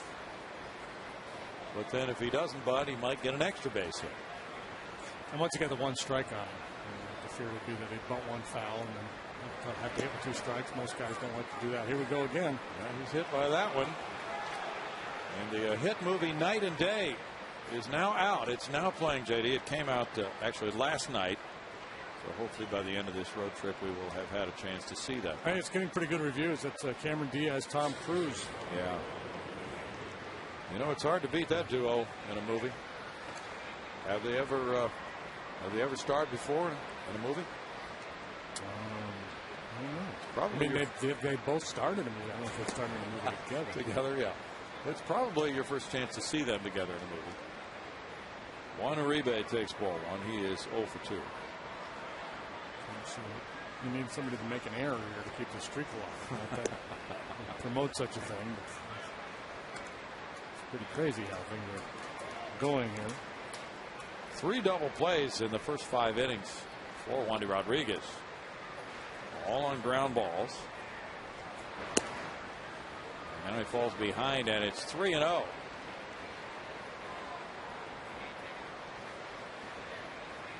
He has qualified for the win as we play here in the 6th inning. Have to go 5 to qualify. It's quiet in the Astros pen right now. If the Giants put a couple men aboard, I imagine that would change. Guys out there in the pen now just starting to stretch a little bit. You know, one guy who might be really itching to get back in, and the Astros might want to use him today, is Chris Sampson. He's got to be chomping at the bit. That's bad development there. Well, they'll be getting somebody ready quickly after a hit batsman and a walk. And Pat Burrell, who went deep last time, is now the batter. And again, that's how this game blows up on you. If you open the door with walks and errors, things of that nature, and then somebody pops one. The Astros providing opportunities in the 4th and 5th. The Giants took advantage in the 4th with the Burrell home run, scored 2. Last inning, Wandy able to pitch around that trouble. He's right back in the soup here again. Got Arnsberg on the phone. He's going home to the Dallas area tonight. Burrell is 1 for 2. There's strike 1. He lined to right and then ripped that 2-run homer to left. The last time an Astro hit 3 batters in a game was in August 2004. Pete Monroe did it. Wandy's done that today, and he's walked a man. Chris Sampson's warming up. Yeah, they hit Huff the first time with that kind of a sloppy breaking ball. The last 2, they're just, trying to pitch inside with the fastball, and the hitter's not yielding. There's more bad breaks, to me, from my point of view, more bad breaks than bad pitching. Because that's a real key for any pitcher, is the ability to pitch hard inside to push hitters off the plate. Now 0-2 on Burrell.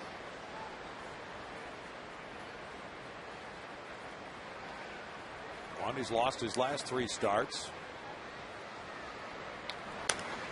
The last win was a 5-inning effort here, beating Washington 5-1 on June 2nd. He's lost 6 of his last 7 starts. Well, 4 of his last 6 have come against some of the best offensive teams in baseball. Tampa Bay, Cincinnati, the Yankees, and the Rangers. In between that, starts against Washington, Colorado, games that he pitched well in. So that's part of the story, too. He's been up against some frontline lineups, and when you're not on top of your game, you're vulnerable. He had a couple good starts in a row. Washington, he pitched 5 innings of 1-run baseball. Then at Colorado, 7 innings of 3-run baseball, although it was a loss. And then got knocked around by the Yankees and the Rangers the last 2 times up. 14 earned runs in 8 innings in those 2 games combined. Burrell takes, and it's 1-2 after he fouled the curveball.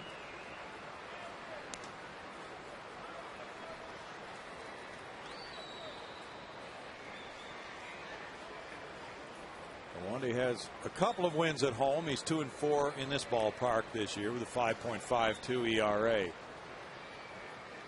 He has the 5th lowest run support in the National League this year.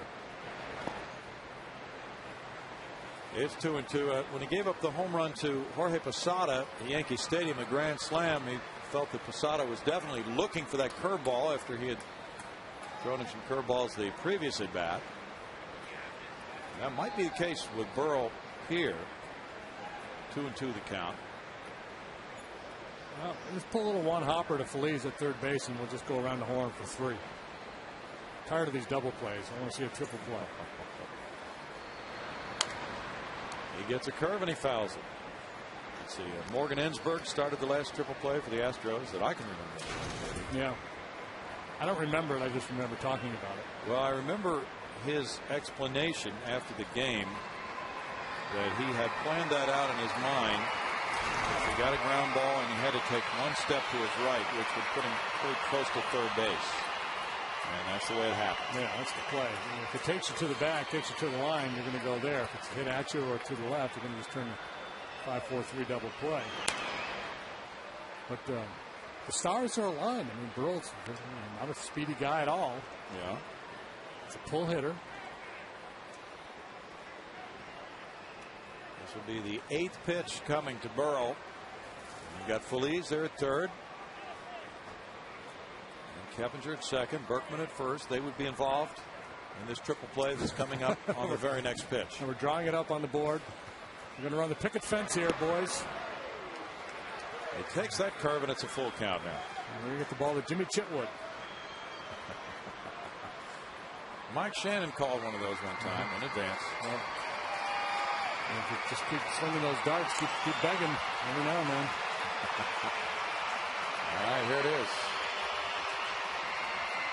Very big pitch in this game. Wandy has thrown 95 pitches. Well, frankly, I'll settle for any out right now. This is a very dangerous hitter.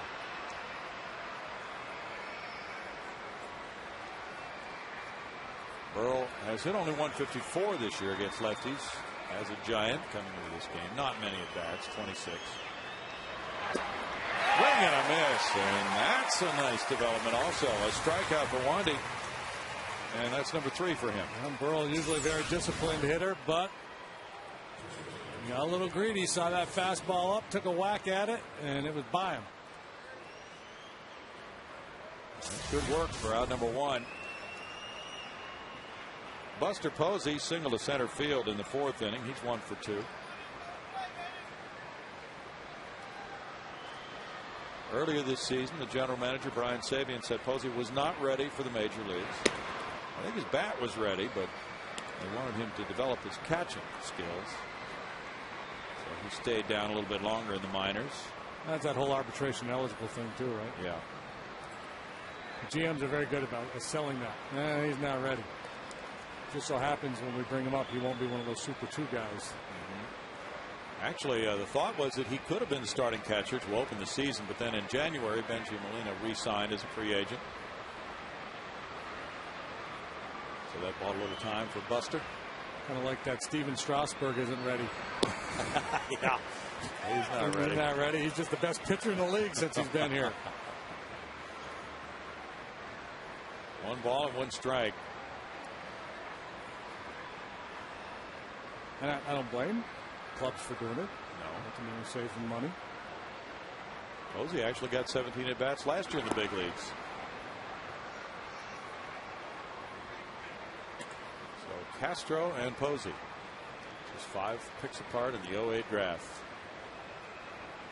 And, that's interesting to follow 2 guys who were both first-round picks, played together in the Cape Cod League, played against each other in college, and we'll see where that competition takes everybody. And next few years as they develop into their major league careers.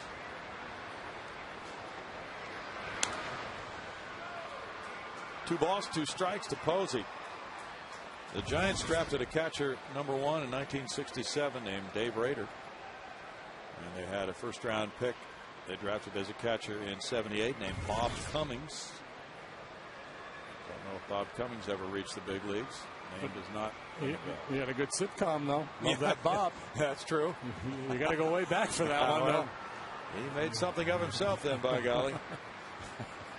I've forgotten all about that show. Hey, here we go again. Double play right there, and that's number 4 in 6 innings. What an amazing development. After the first two guys reached, it's still 7-2 Astros.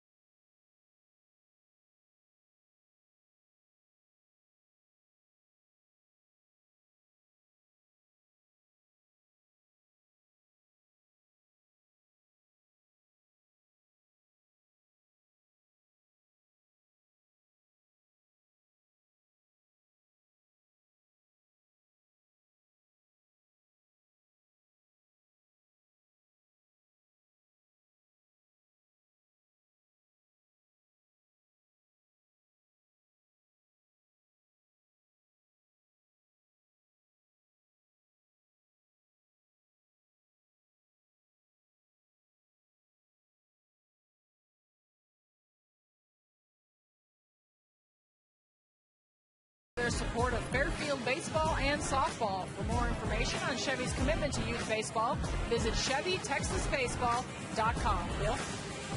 Thanks, Patty. We think Wandy Rodriguez might be coming out of this game shortly. Tim Burdick is warming up in the Astros bullpen. And the Astros come up here in the home 6th inning, leading 7-2 with Bourne, Keppinger, and Berkman due to bat against Jeremy Affeldt. Affeldt had a 1-2-3 5th inning. Michael Bourne has a pair of doubles, an RBI, and a run scored. All the way for strike one.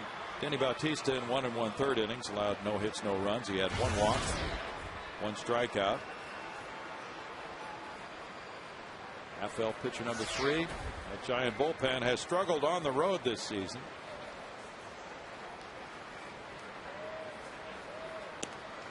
Breaking pitch stays high, and that makes it a 1-1 count. Michael having a nice day today. A couple of doubles. Tough challenge here with the lefty on the hill. Sandoval creeping in at third.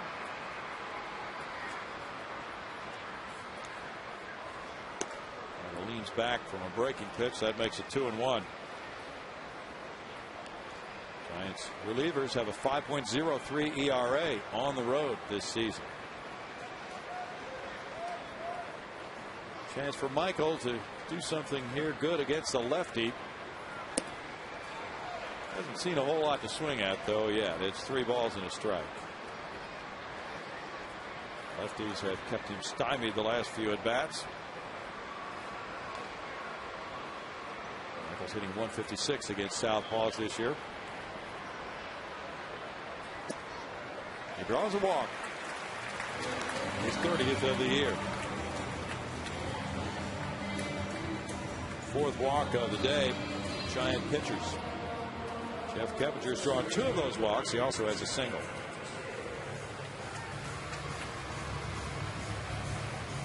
Last night's game, today's game, encouraging for the Astros offensively.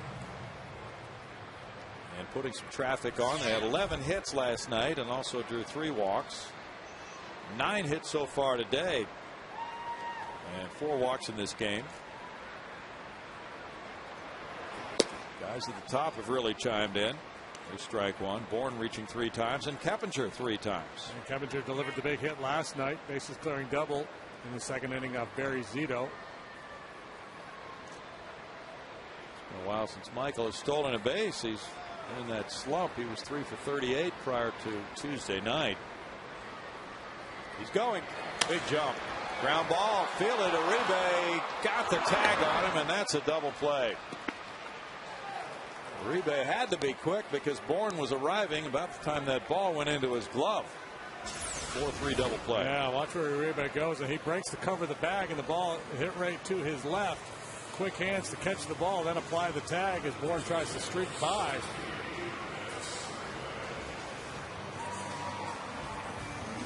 Normally talk about a play like that as the base runner. Your job is to make sure you don't get tagged, but when you're running with the pitch and trying to steal the base, it's a different situation. He didn't even see the ball. No. As Berkman started to go.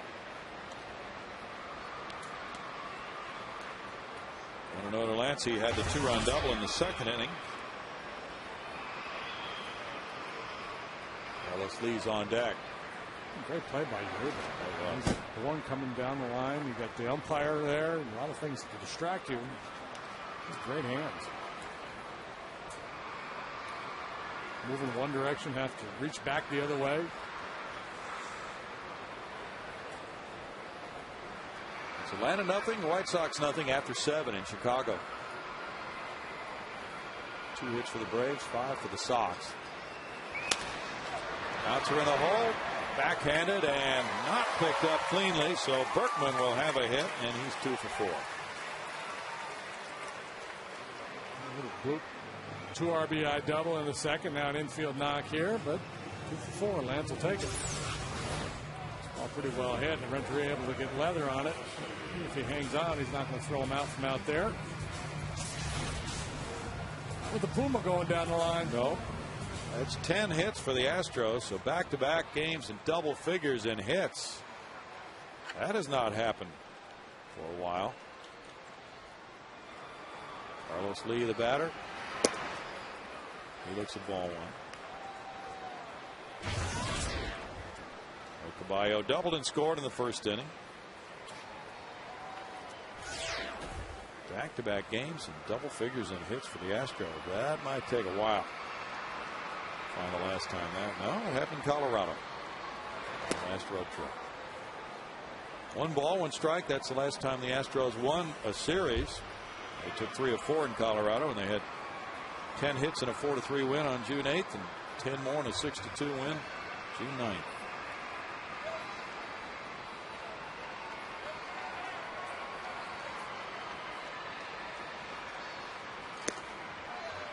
Two and 1.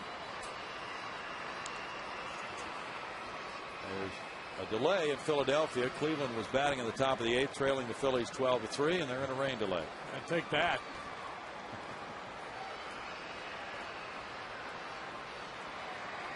Cubs got a run in the top of the 2nd at Seattle with Ted Lilly on the mound, leading the Mariners 1-0. Cliff Lee came up with a beauty last night for the M's. The run against the M's lately is a headline. Whoa. Reds went out there with that high-powered offense and scored 1 run over the weekend. Yeah. Molina reaching.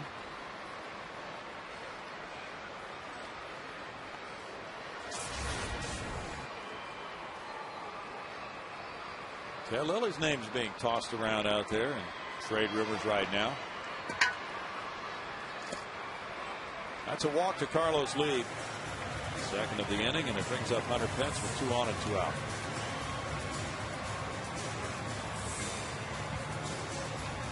Well, the Giants with some opportunities to get back in this game. They've gone by the boards, but still, a 5-run game, not out of reach. Could be here though with 1 swing of the bat.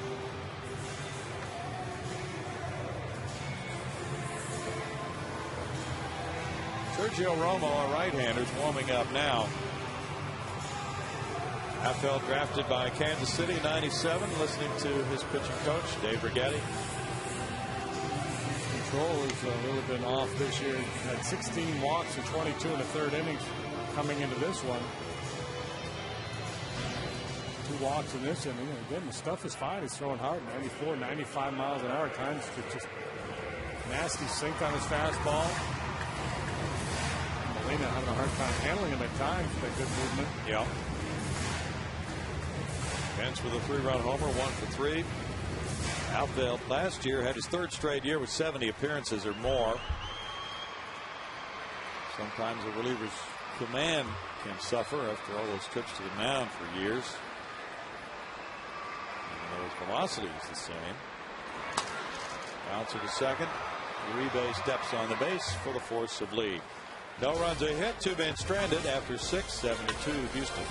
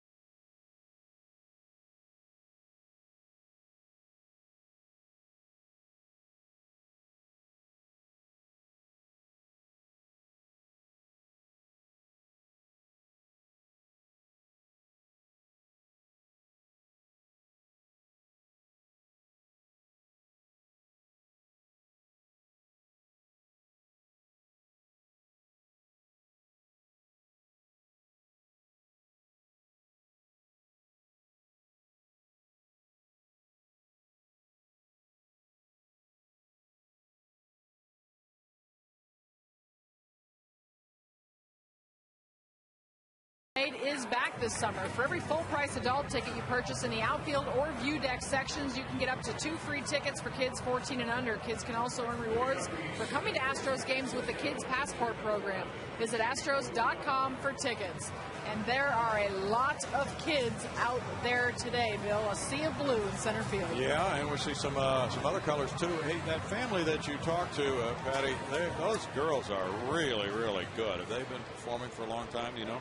Well, they've been kind of doing things like weddings, graduations, talent shows, just some little sort of rinky-dink things around the Beaumont area. They're from Vidor, and she said, the mom, Rebecca, told me they just kind of listen to something and one starts and the other ones just naturally pick up and harmonize. I asked them if they knew Happy Birthday, or, of course they knew it, but if they had sung it before, and they said, no, never together.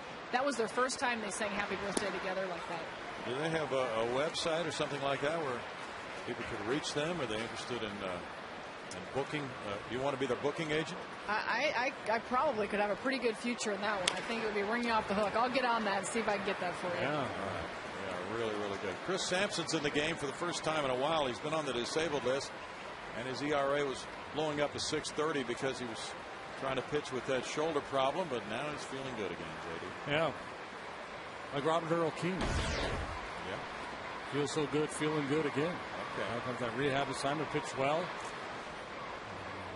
The one thing about Chris, with some time off, he's going to be in the zone. And usually down near the bottom of the zone.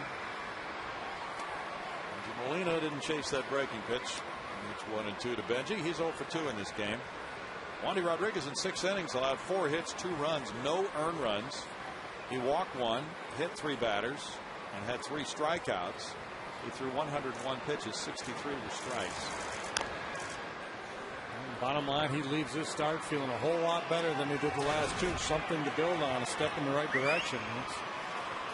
Sometimes the manager's trying to do is, he probably thought, well, maybe he could give me one more, but that's good right there. If Sampson needs work. Again, Wandy up in the clubhouse with a ice on his shoulder, feeling good about his day. 4 double play balls for Wandy in 6 innings. A liner and off Blum. He blocks it and it goes over towards second base. Molina reaching. That's another error on Blum, his 2nd of this game and 8th of the year. Obviously not an easy chance at all. Ball sharply hit with a little sink in front of him.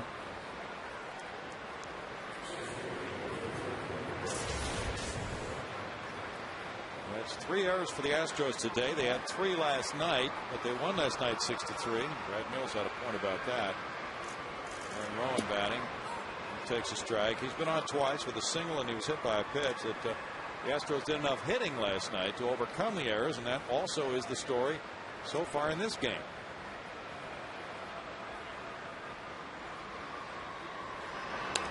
He said, no, we're not happy about the errors, but if you hit enough to cover them up, then okay, you go to work on that, but at least you won the game. Chris Bochy, I wonder what he's thinking right now with his club having grounded into 4 double plays already today and a ground ball pitcher on the mound, man on first. He's probably thinking, would somebody please hit a double? That is a single into left field by Rowan. He comes through on the 0-2 count. First and second, nobody out. And Sandoval's coming up, and you know how many double plays he has bounced into this year. I'm just going to mark it down. Sandoval has bounced into 17, and that's tops in the National League. And lately, even though he did reach on an error in the 5th inning, he is 1 for his last 17 with runners in scoring position. Brad Mills coming out now. And Sandoval, as a right-handed batter, and he might be batting right-handed, is hitting .229. As a lefty hitter, .293. So we'll see if a change is made to get a lefty in this game, and Brad Mills will make a change right here. Tim Burdak's coming in with a score 7-2. Houston back in a moment.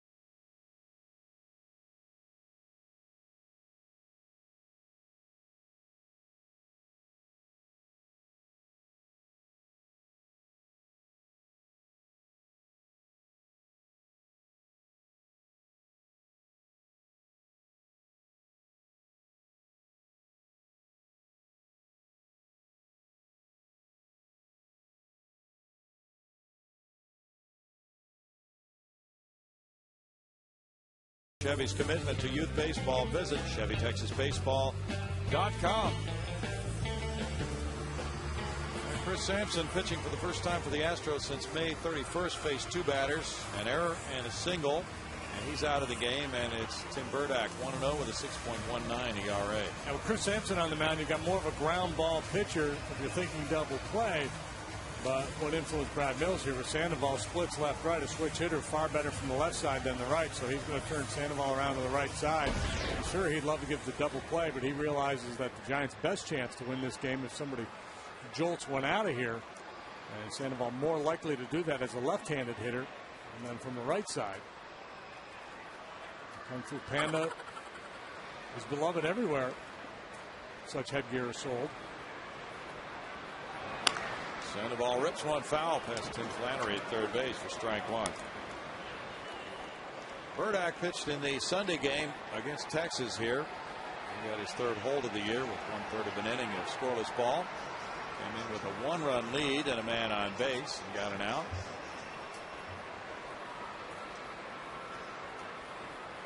Not giving up runs in 8 of his last 10 appearances since he came off the DL. Last year very good against left and right-handed hitters. This year righties hitting .353 against him.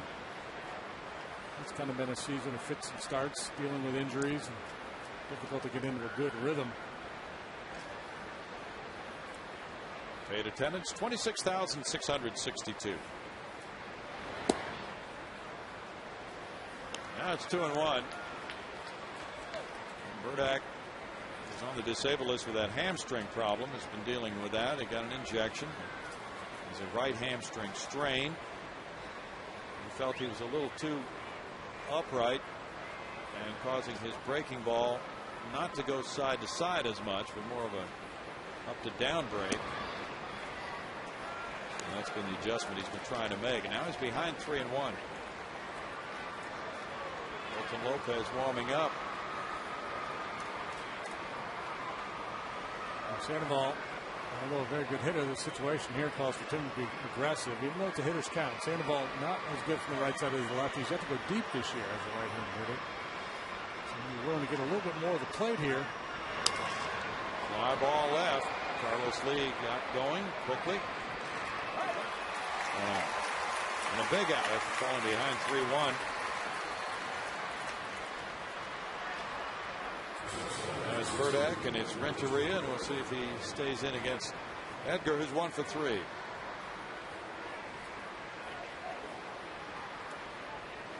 Pitcher spot could come up in the next inning for Houston. It is due up 4th in the bottom of the 7th. Renteria opened the game with a single. The 4 double plays turned by the Astros is a high for them in a game this year. Club record 7. Set against the Giants. That's right. Way back in the early 70s, I think. That's strike one.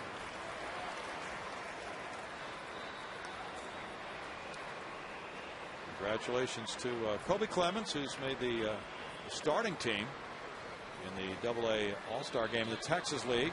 That'll be next week in Midland. Kobe will be starting at first base for the South team, and Houston native Stephen Hill will start at catcher for the North team. He's a AA Springfield Cardinals Farm Club. And another Houston connection, former Rice Owl Aaron Luna, an outfielder, will be in the starting lineup for that North team. Tim Burdack, a former Rice Owl himself. And Kobe Clemens hitting .262, 16 home runs, 51 driven in. Really nice first half. 370 on base, 508 slugging. Pitcher spot is 2 up next. And Andres Torres, a switch hitter, is in the on-deck circle for the Giants.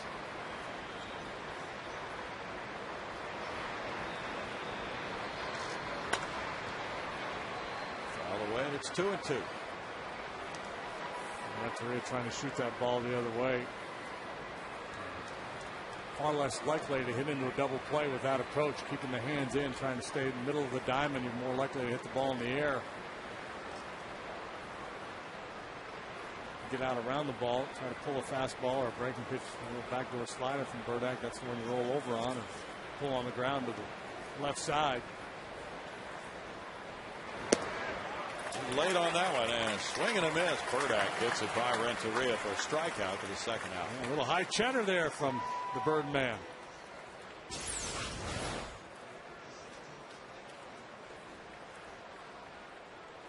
The Rice Owl gets a K upstairs, and now it's Andres Torres, the pinch hitter.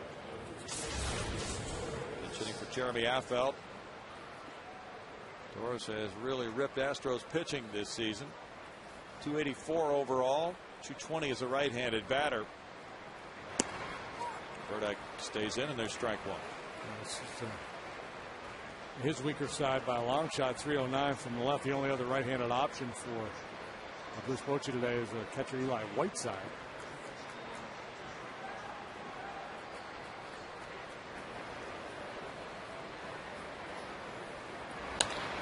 Torres fouls it away.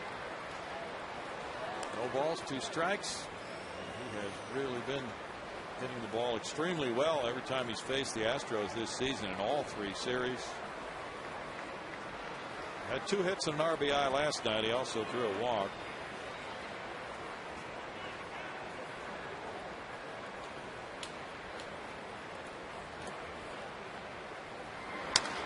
This one goes to left center field.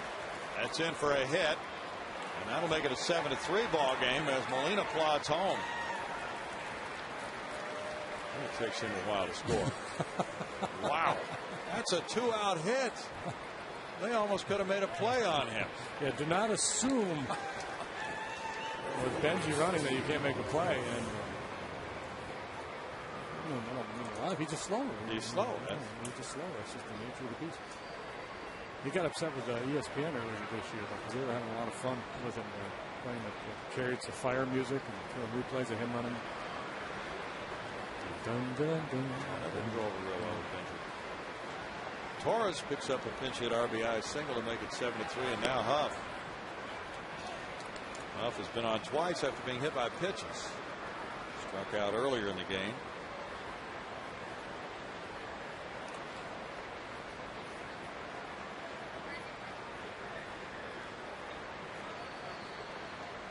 Back pitcher number 3 for the Astros.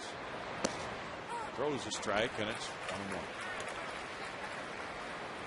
Tough pitch right there for a left-handed hitter to pull the trigger on. Burdick throws a lot of breaking balls to left-handed hitters. So as a hitter against him from the left side, you're thinking, okay, keep that shoulder in, see that ball, see it, don't get fooled, don't pull off. And then if he comes like good Swifty down and away, it's just too late to react. Tight. That one almost got by Castro. Speared it at the last instant, and it's 2-1. He just got a piece of Huff again. I'm guessing he would have had a big league record there, at least tied one, hit by a pitch 3 times in a game. Yeah, probably. Man has no sense of history.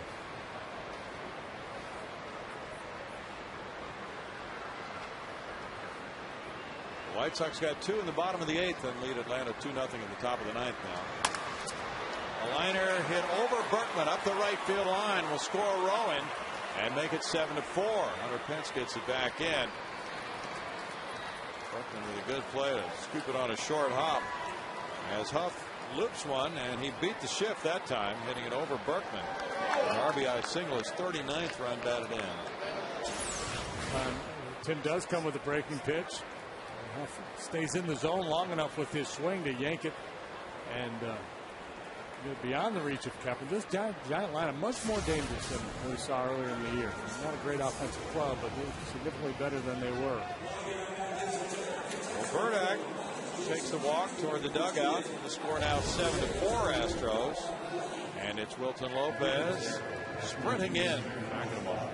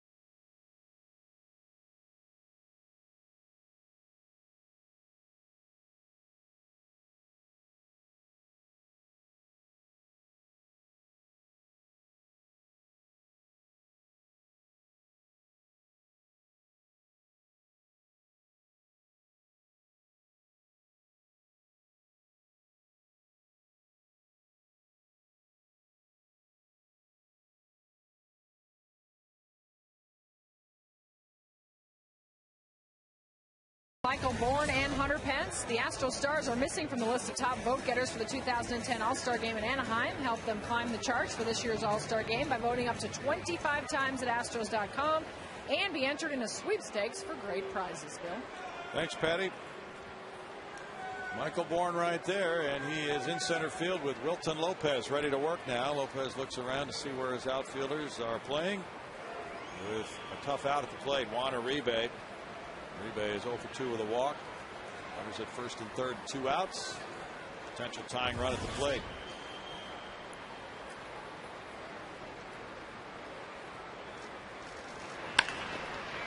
Too hot for the Blum. On the Composure for the force play. 1 pitch, and Lopez ends the Giants' 7th inning. They score 2 on 3 hits. With an error, they leave 2, and it's 7-4 Houston.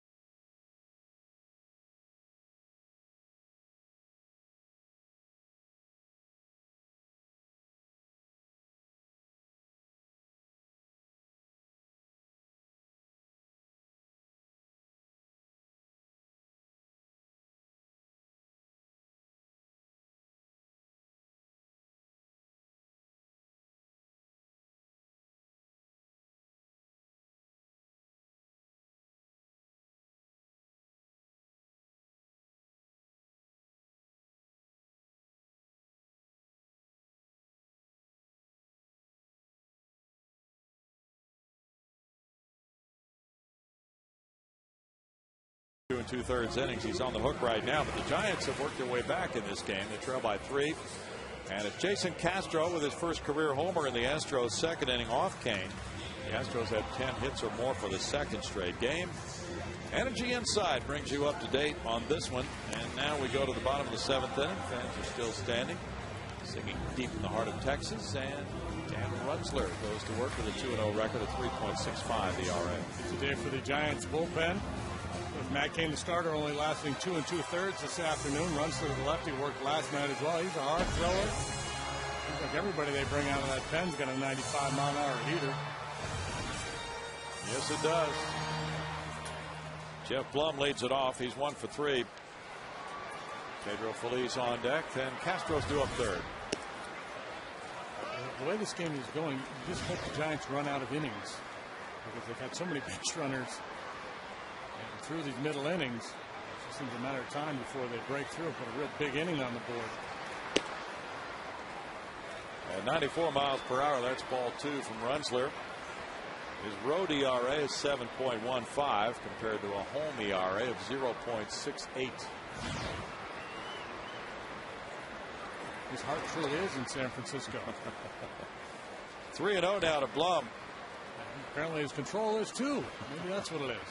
He left his control in San Francisco. Well, he pitched last night, 1 quick inning, had a 1-2-3 frame in the 8th. Blum lined out to first. Kung Fu Panda Pablo Sandoval went diving to catch Blum's liner last night between first and second. 3-1. Homer looking for home run number 1 this year. Ball 4. He'll settle for a leadoff walk. Leadoff walk. Had that lead a little bit. Looks like Brandon Lyon throwing in the Astros pen. say that because he's right-handed and it's the bottom of the 7th. Yeah. Bruce Bochy didn't like that development. We'll get a pinch runner at first base for Plum. It's like Ozzie Navarro, the newcomer, is that pinch runner. It's his second stint for the Astros this season. And as the Giants make a move to the pen, we'll step aside for this.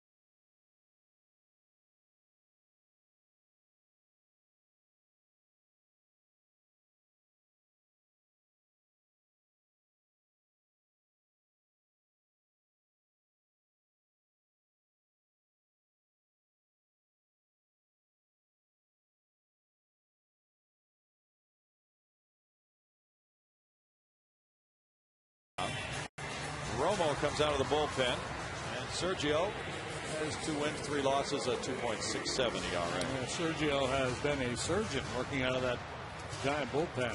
Very good numbers. 198 batting average against both righties and lefties. Fastball slider to the right-handed hitters. Fastball slider and changeup to the lefties. Pedro Feliz is the only Astro without a hit in the starting lineup. He's 0 for 3. Good movement there, and it's strike 1 for Romo.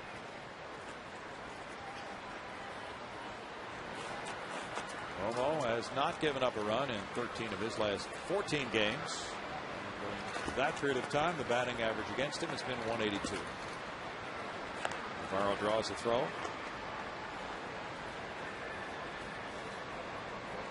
Navarro last year at AA ball had 4 steals and 6 tries. At AAA, he was 4 out of 5 at Tacoma.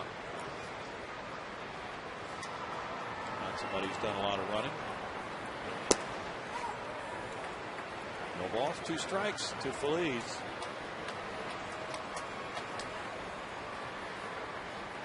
Romo is another one of those Giant relievers who has bad splits on the road compared to at home. 4.85 ERA on the road, 0.64 at home.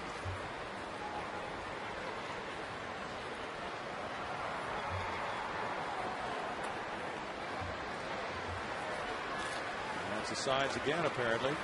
White Sox got 2 in the 8th and knocked off the Braves 2-0. J.J. puts the winner in relief of Gavin Floyd. 1-2. Takashi Saito took the loss. Derek Lowe went 7 shutout innings. Bobby Jenks got his 17th save. Paul Konerko hit a 2-run homer off Saito. His 18th.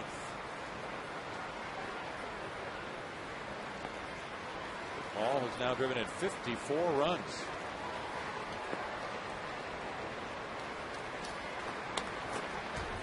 Foul back on a breaking pitch. The White Sox, one of those clubs who were really in the doldrums. Now they've regrouped, and they have now won 9 in a row. They began the day 3.5 behind Minnesota, so they're right in it now. After all that talk about trading guys like Paul Konerko. Shake him up a little bit. A.J. Przinsky, he's now a 10-5 man. So now, as of a week ago or whenever that status was attained by Przinsky, he would have to approve any trade. Imagine the White Sox figured they would be sellers at the trade deadline. Probably not now. Feliz to left field. Burrow over. 1 out. Twins lost today. Brewers shut them out 5-0, so make the White Sox 2.5 games off the pace in the American League Central. Detroit, a game and a half behind Minnesota, so that's a 3-team race. Well, the Brewers swept that 3-game series, the battle for the Northern Pike. Now, Jason Michaels comes out to the on-deck circle. They covered a trophy for sure. The border wars between Minnesota and Wisconsin. Just a little pungent, not one you really want to keep in the closet. Jason Castro ripped his first major league homer, got his first RBI in the second. He walked and scored in the third, struck out in the fifth. Michaels on deck. The throw goes to first. Meacham over there timing that time for the pitcher to home plate. Cubs still leading at Seattle 1-0. They're in the bottom of the fourth inning. It's Ted Lilly offering a shutout so far.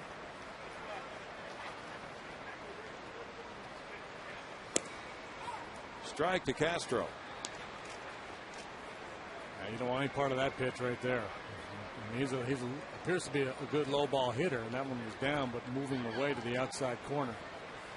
Brandon Line indeed getting ready for the top half of the 8th. Navarro goes diving back in.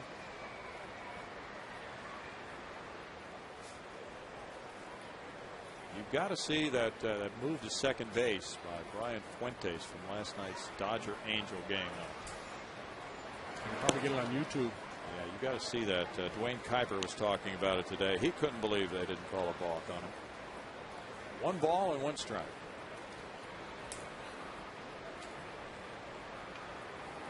Matt Kemp was picked off, so the Dodgers lost him at second. And then Russell Martin was thrown out, rounding second for the final out of the game.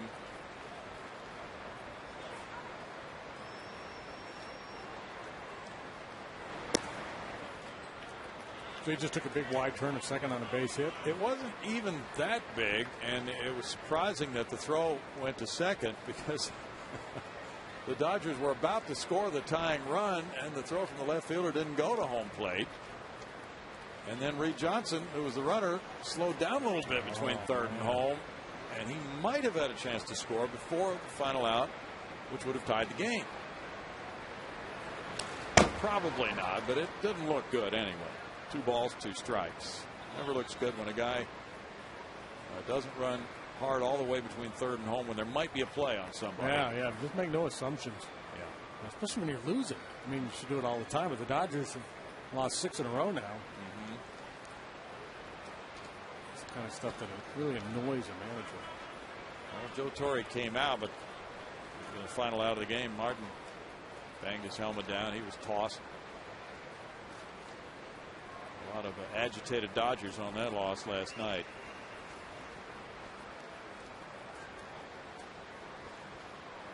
Castro really taking his time here. Yeah. Castro call time.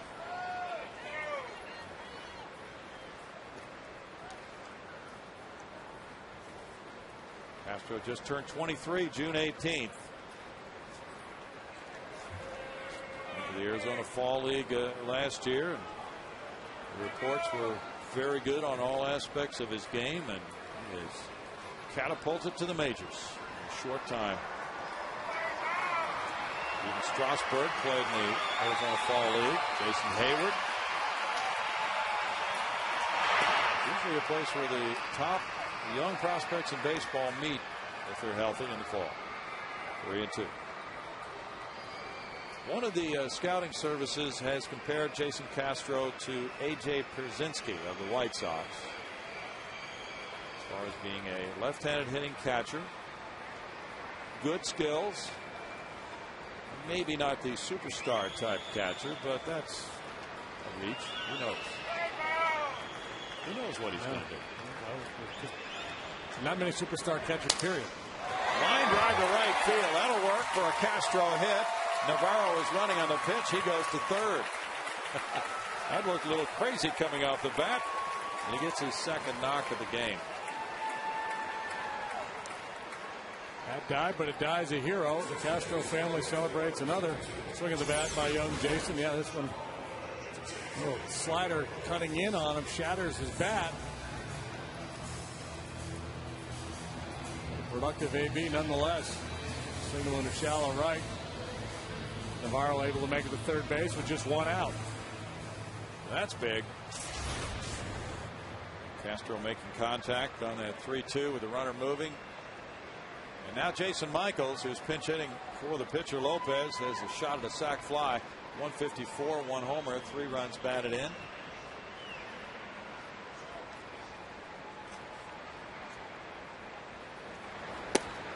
Slider right there, strike one to J. Mike. 230 overall for 74 at bats and 3 homers, 11 runs batted in for Jason this season. Brandon Lyon and Jeff Fulcino are now warming up for the Astros. I imagine Brad Mills would love to be able to stay away from Brandon Lyon if he could. He threw 30-some pitches in last night's game. If the Astros are able to pad the lead a little bit here, maybe Fulcino will get the call. Strike 2, 0-2 to J. Mike.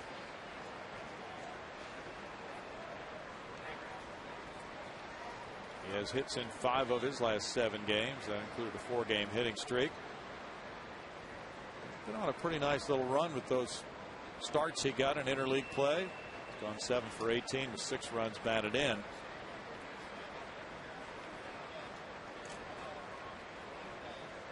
Bourne's on deck.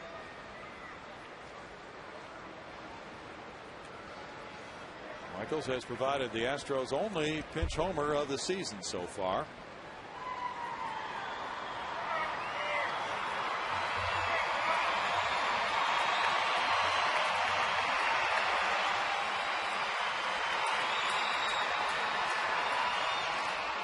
That one got him on the knee, and now the bases are loaded. A slider that just didn't break.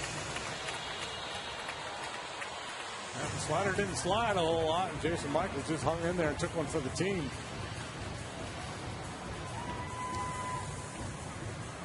Dave Righetti comes out. J. Mike the runner at first.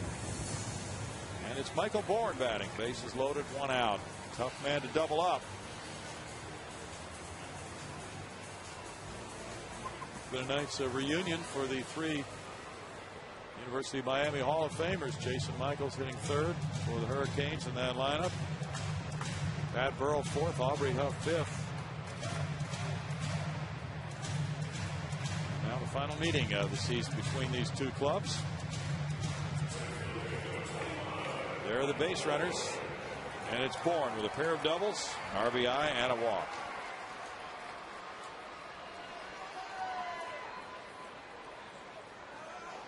.238 is career average with the bases loaded with 11 runs batted in.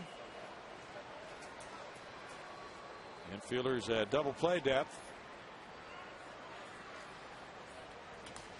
And it's foul away. Strike 1 to Michael. Now, I think, the most likely play here is to come home with Bourne being the base runner. It's going to be tough to get a double play unless the ball really hits sharply. Yeah. But the middle infielders will kind of cheat, try to hedge their bets. They'll leave themselves in a position where if they get the opportunity, they'll try to turn 2 in the middle, but have to come in 2 where they can charge a slowly chopped ball and make a play at the plate.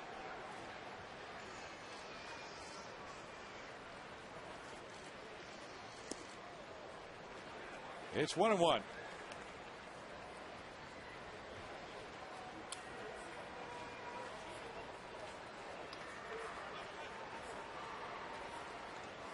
A win today would get the Astros back to 500 for the month of June. Romo has tremendous time of possession.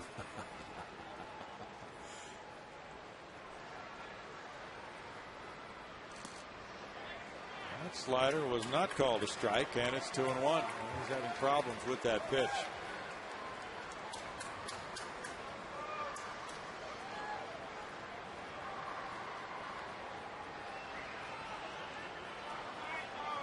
Romo, 27 years old. He's from Brawley, California.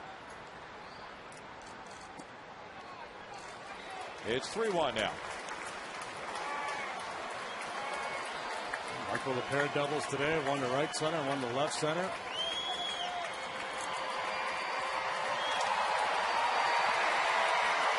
Rocking into that right field corner, score 3. Romo's given up 4 homers in 27 innings. Some of those in the late innings, like the game winner to Rod Barajas of the Mets. Fly ball left. Pat Burrell's coming in. Navarro will go back and tag, but the throw is a very short one. 2 outs.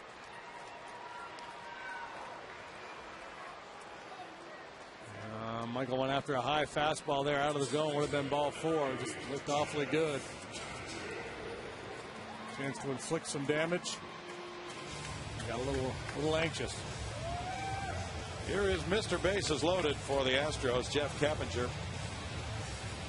3 for 7, 3 doubles, 10 runs batted in his career of .500 batting average with the bases loaded and 40 batted in. Guillermo Mota warming up for the Giants. Keppinger's been on 3 times today, a single and 2 walks. Berkman on deck.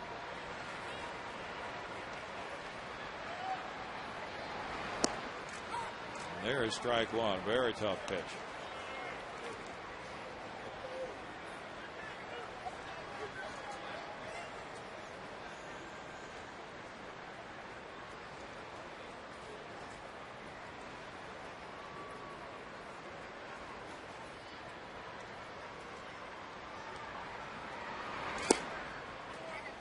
Slider missed. It's a 1-1 strike count. Keppinger 0 for 2 against Romo in his career. Romo's pace here really challenges everybody. Players playing behind him, tough to maintain that concentration. The hitter as well.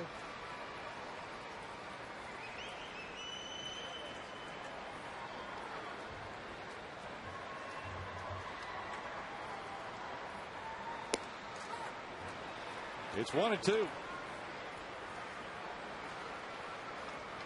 Giovanni Gallardo won his 7th for Milwaukee in that 5-0 shutout of the Twins. See Giovanni next weekend. Yeah, he's got a 2.36 ERA now.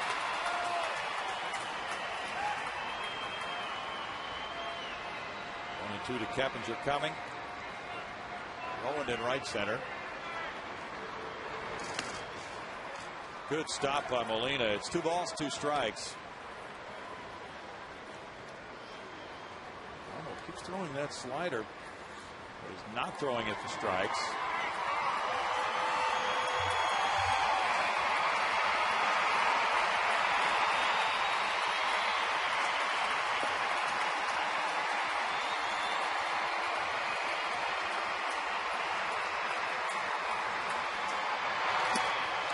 And he got a strikeout with it.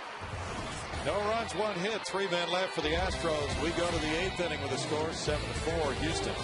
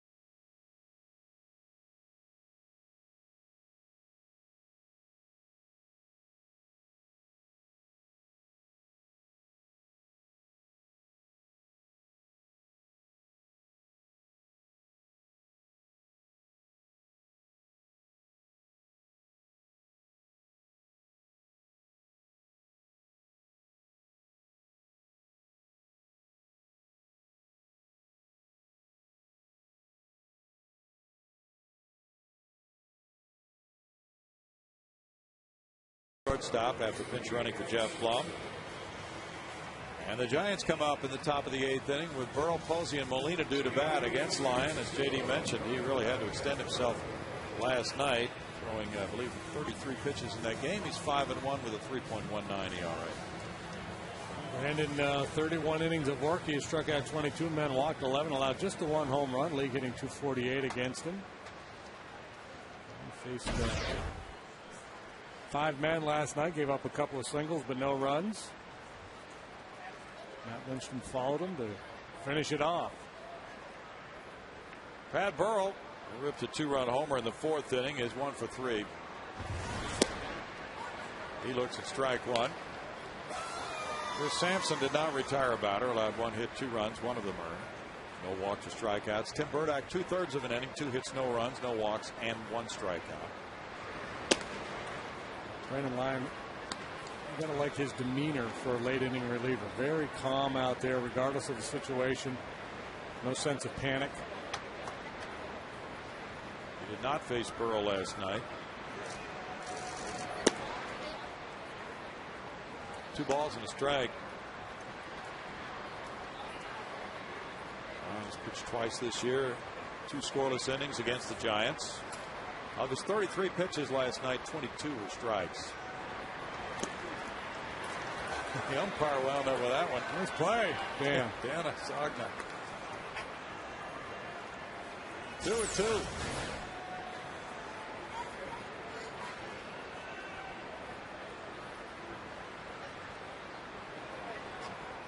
Very quick hands. Add that to the scouting report on Dan. Check swing roller. Charged by Feliz. 1 out. Well, pitcher's got to love that. You get an excuse me swing, and it's an easy ground ball. Yeah, from a home run hitter like Burrell.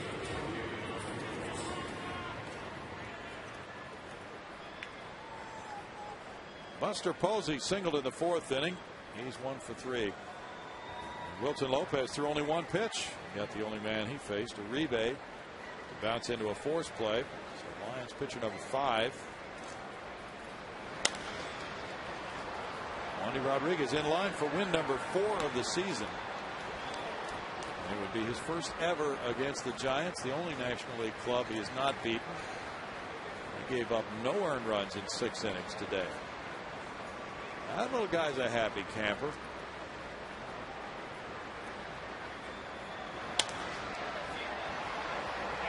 No balls, 2 strikes. Astros are ahead on the short trip to Arlington after this game's over, and Brian Moeller opposes Colby Lewis tomorrow night at 7:05. Astros Live hits the air at 6:30. 1-2. Show me way upstairs 0-2 fastball there for Brandon Lyon. He has outstanding command of his pitches.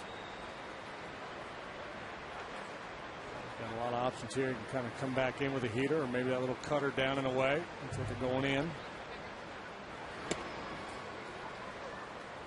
That's 2-2 to Posey.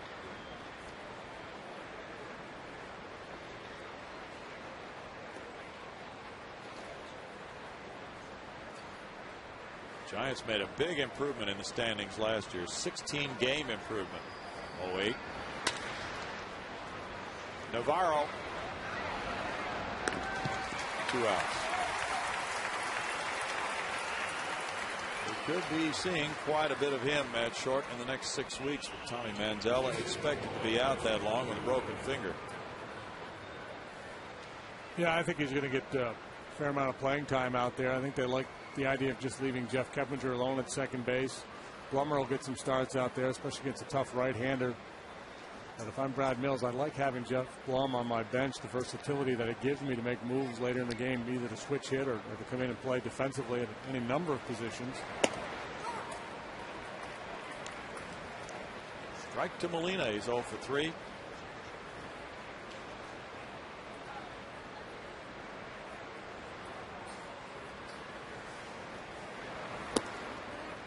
The Rangers have been ordered into mediation with their creditors on this bankruptcy case that's pending up in Arlington. So mediation will begin July 16th. The hearing will be held on July 22nd. Ooh. Roll to first base. That's getting close to the trade deadline. And Berkman steps on first to retire Molina. Bottom of the 8th next. 7-4 Astros.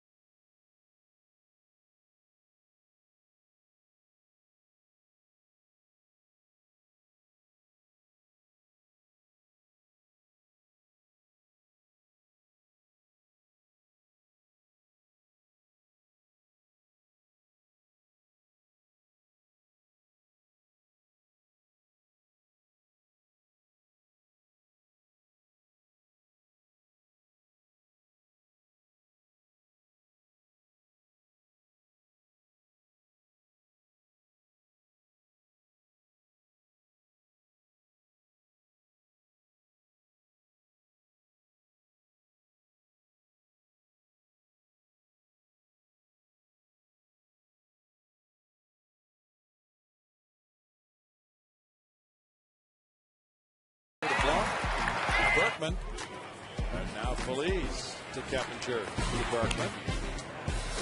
Feliz backhanding to Keppinger to Berkman. And there's Blum to Keppinger to Berkman. 4 double plays in the first 6 innings behind Wandy Rodriguez today. It's been a mixed bag for the Astros this afternoon. They've also made 3 errors. All the runs scored by the Giants today unearned.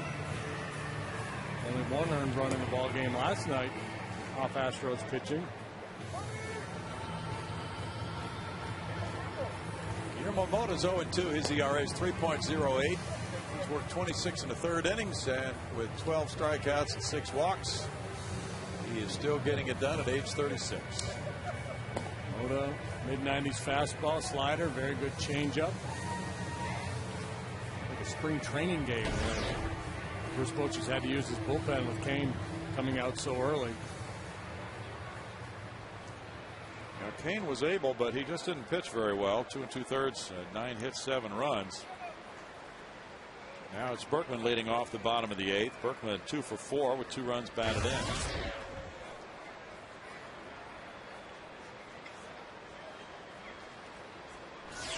Romo, through his torturous inning, in 1 inning allowed 1 hit, no runs. He had a hit batter and a strikeout. Mota's pitcher number 6. Through it all, the Giants bullpen has not allowed a run. All 7 runs coming off Matt Cain.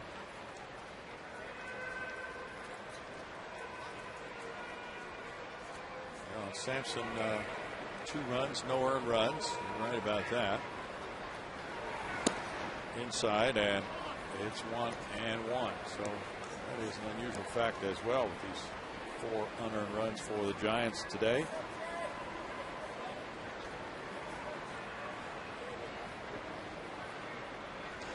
Astros survived 3 errors last night in a 6-3 win. They're trying to survive 3 today.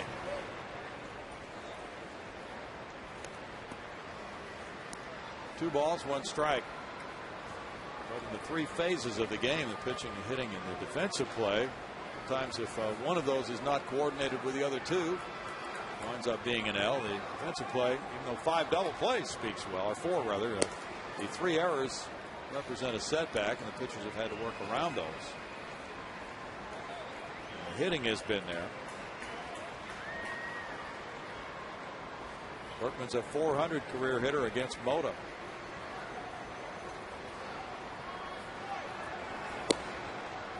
He takes a walk. Astros have men on in all but the 4th and 5th innings this game. Talk about the zeros that the Giants bullpen has put up, but it hasn't been pretty. Leadoff walks in the 6th, 7th, and now 8th innings. That's not exactly relief pitching 101 there. 7 walks for Giant pitchers. Carlos Lee's drawn one of those. He also has a double today.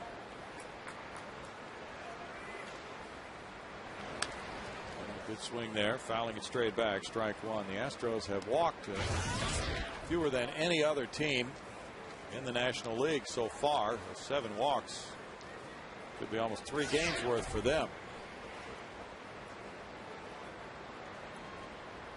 The most they've received in a game was 8 against the Pirates on April 25th.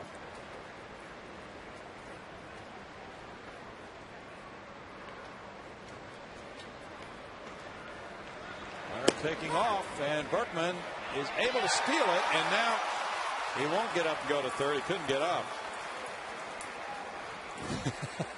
I've fallen and I can't get up. Left leg was bent underneath him, and that's the surgically repaired left knee. So he gets a steal. I'm more than not paying close attention. The Puma taking advantage of it. Molina's throws a little bit short on the second base side. Uribe can't corral it. He has to work his way around the bag to try to get there. Barking a little bit for the Puma. It's his 3rd steal in 4 tries this season. Carlos now with a man in scoring position and an 0-2 count.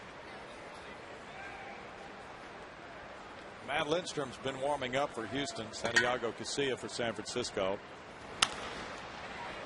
Tap the shortstop, Renteria. 1 out. Ball hit in front of you there at second base. You can't gamble and try to advance. Lance asking for time, trying to work out a little kink or something. I don't know if it's the knee or another issue.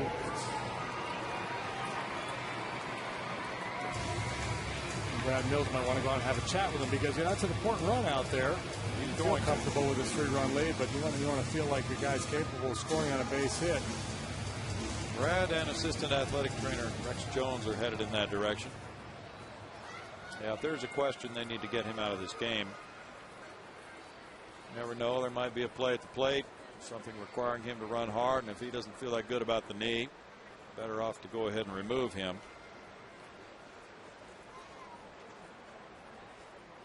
And they've got Chris Johnson on the bench. You can bring him in and let Pedro play first base.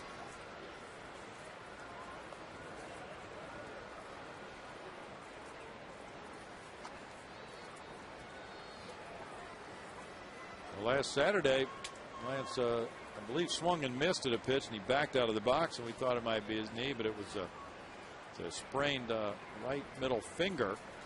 It's been bothering him for some time, and he said sometimes he gets a stinger on it, and it requires about a minute for that to wear off.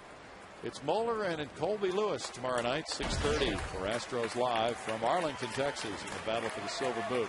And Colby Lewis, one of the really good stories in the American League this year in all of baseball, and he had a dandy here last time out. Flirted with a perfect game for a while. Hunter Pence steps up, ripped a 3-run homer in the first off Matt Cain. He's 1 for 4. Lewis limited the Astros to 2 hits on Saturday and a 5-1 win over Moeller. And Moeller gave up 1 hit in 6 innings and 2 runs. He had 4 walks. So that was a tough luck loss for him.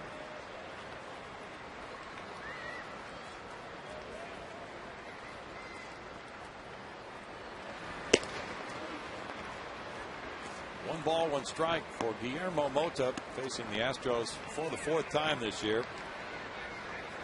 Hunter got an infield hit off him and stole a base in the Tuesday night game.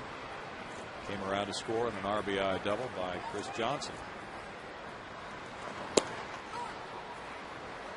It's 1-2.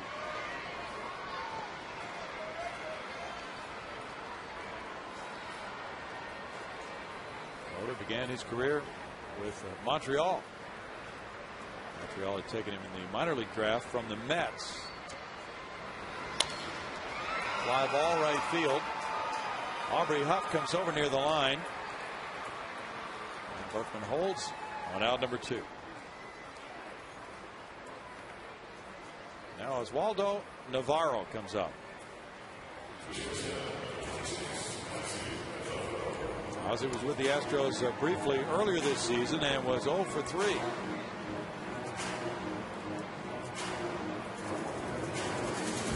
Big league playing time with the Seattle Mariners. And now comes up once again looking to further his stock in the Astros organization.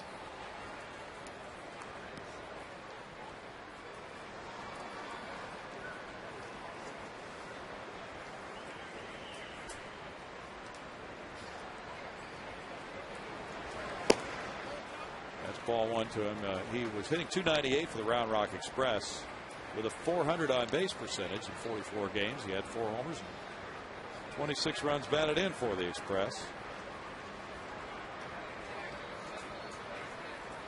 Look of disbelief on the face of Guillermo Moto. And that pitch was called a ball.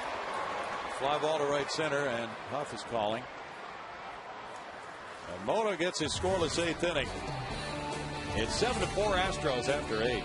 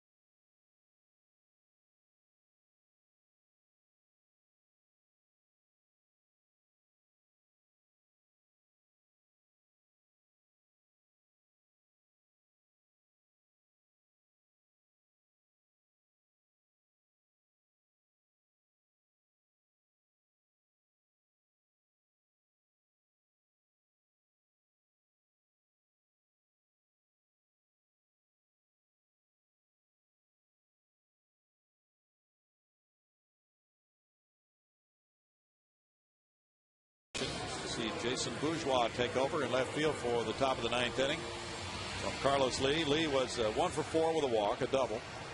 Matt Lindstrom comes in. He got the save last night, his 16th of the year for a new major league high for him, JD. And a hard-throwing right-hander, the pride of Rexburg, Idaho. And he broke that little changeup last night he was using effectively to go along with his 96-mile-an-hour heater. Aaron Rowan leads it off, taking the fastball. There's strike 1. Rowan has had a good day with 2 singles, and he was hit by a pitch. He's been aboard all 3 times. Matt can 4-seam you up in the zone. He can throw a little 2-seamer with some sink, slider, changeup. He was mostly worried about that 96, 97-mile-an-hour gas. Near the right field line toward the corner. Hunter pants over. It bounces and goes out of play for a double. Rowan getting his 10th double of the year. Continues his perfect day, reaching all 4 times. And he was beat by this fastball. He was tardy on it. Found the corner down there in right field for a leadoff double.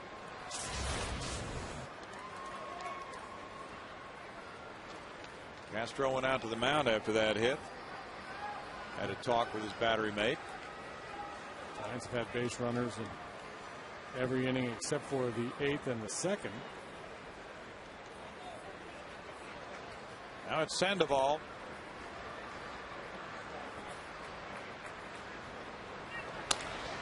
Grounding to second. Keppinger. And another changeup works for out number 1 with Rowan taking third.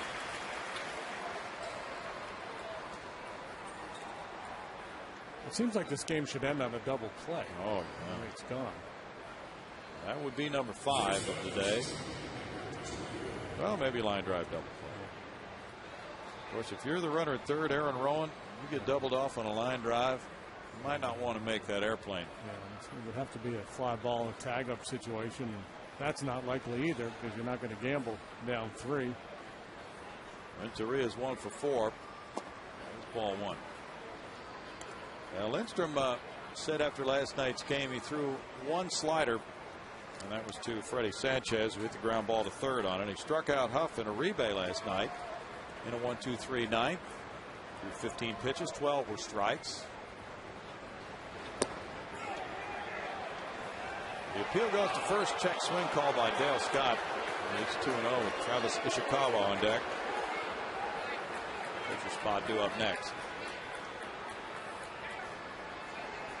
I like the way Dan Asagna asked for help. Very definitive.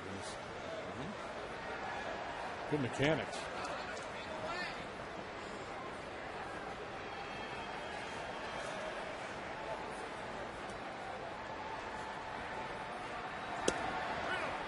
That's what you want working on your car.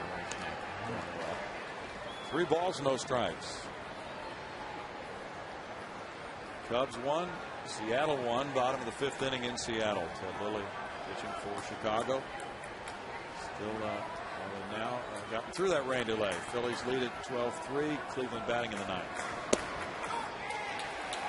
3-1 now to Renteria. Last night was the 4th time in 20 save opportunities that Lindstrom has come in and not allowed a base runner. It was the first time Lyon has thrown as many as 33 pitches in a scoreless inning last night. He was very efficient today.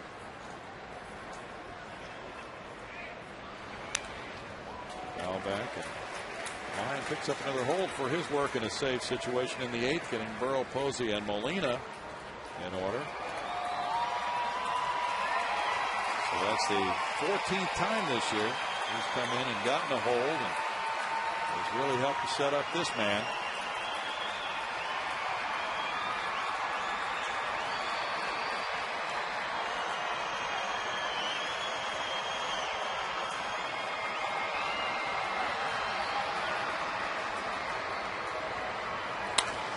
Lined up the middle and into center field. That makes it 7-5 on the RBI single by Renteria. Down toward the end of the bat, he delivered the runner for his 12th run batted in with Rowan scoring, and now Sanchez, of course, has been out of the game, and his spot comes up. Lynch was taken over by the pitcher, and now it's going to be Ishikawa back. Ishikawa, left-handed hitting first baseman, has been good in the pinch for the Giants this year. This just sets up another double play for us. Yeah. That's what that does. That's it. The pinch hitting number 6 out of 13, 462, a home run, a couple driven in. Very good pinch hitting season for Ishikawa so far. He smacks one into right field, jumping on that first pitch. Renteria to second base. The Giants continue to stir up trouble here for Lindstrom. First and second, one out now for Aubrey Huff.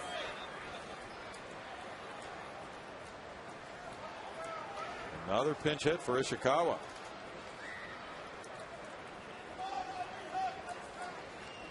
Huff has been hit by pitches twice and delivered an RBI single in the 7th inning.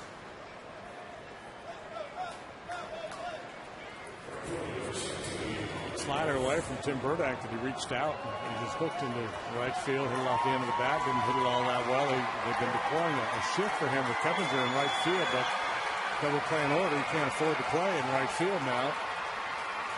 Navarro does move over just behind the bag. Close to the line at first. Foul ball, strike 1 by Huff. Lindstrom fanned this batter last night for his second out in the 9th inning. Giants have 17 come from behind wins this season. They've been behind ever since the Astros got 3 in the first today.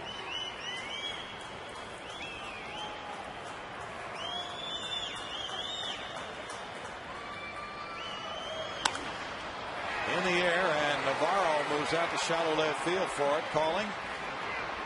Infield fly called. 2 outs.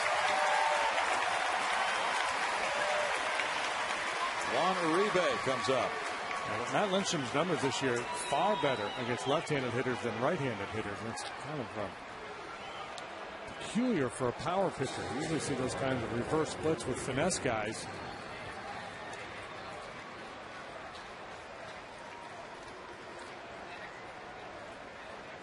Uribe is 0 for 3 with a walk. Left-handed hitters just .216 against Lindstrom. Right-handers .369.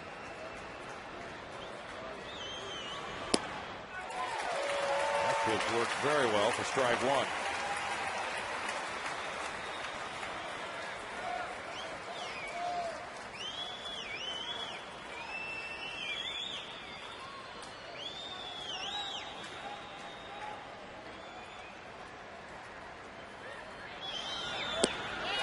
It's 0-2. Uribe will not be able to complain that Matt Lindstrom did not challenge him in this at bat. A couple of good heaters right there for him. Couldn't get to him.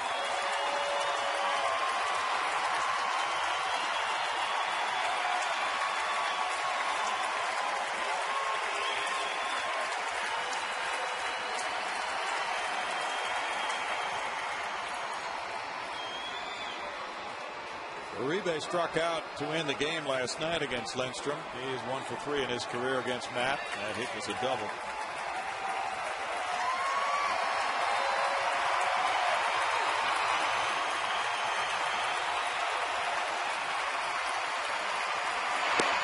And he struck him out again.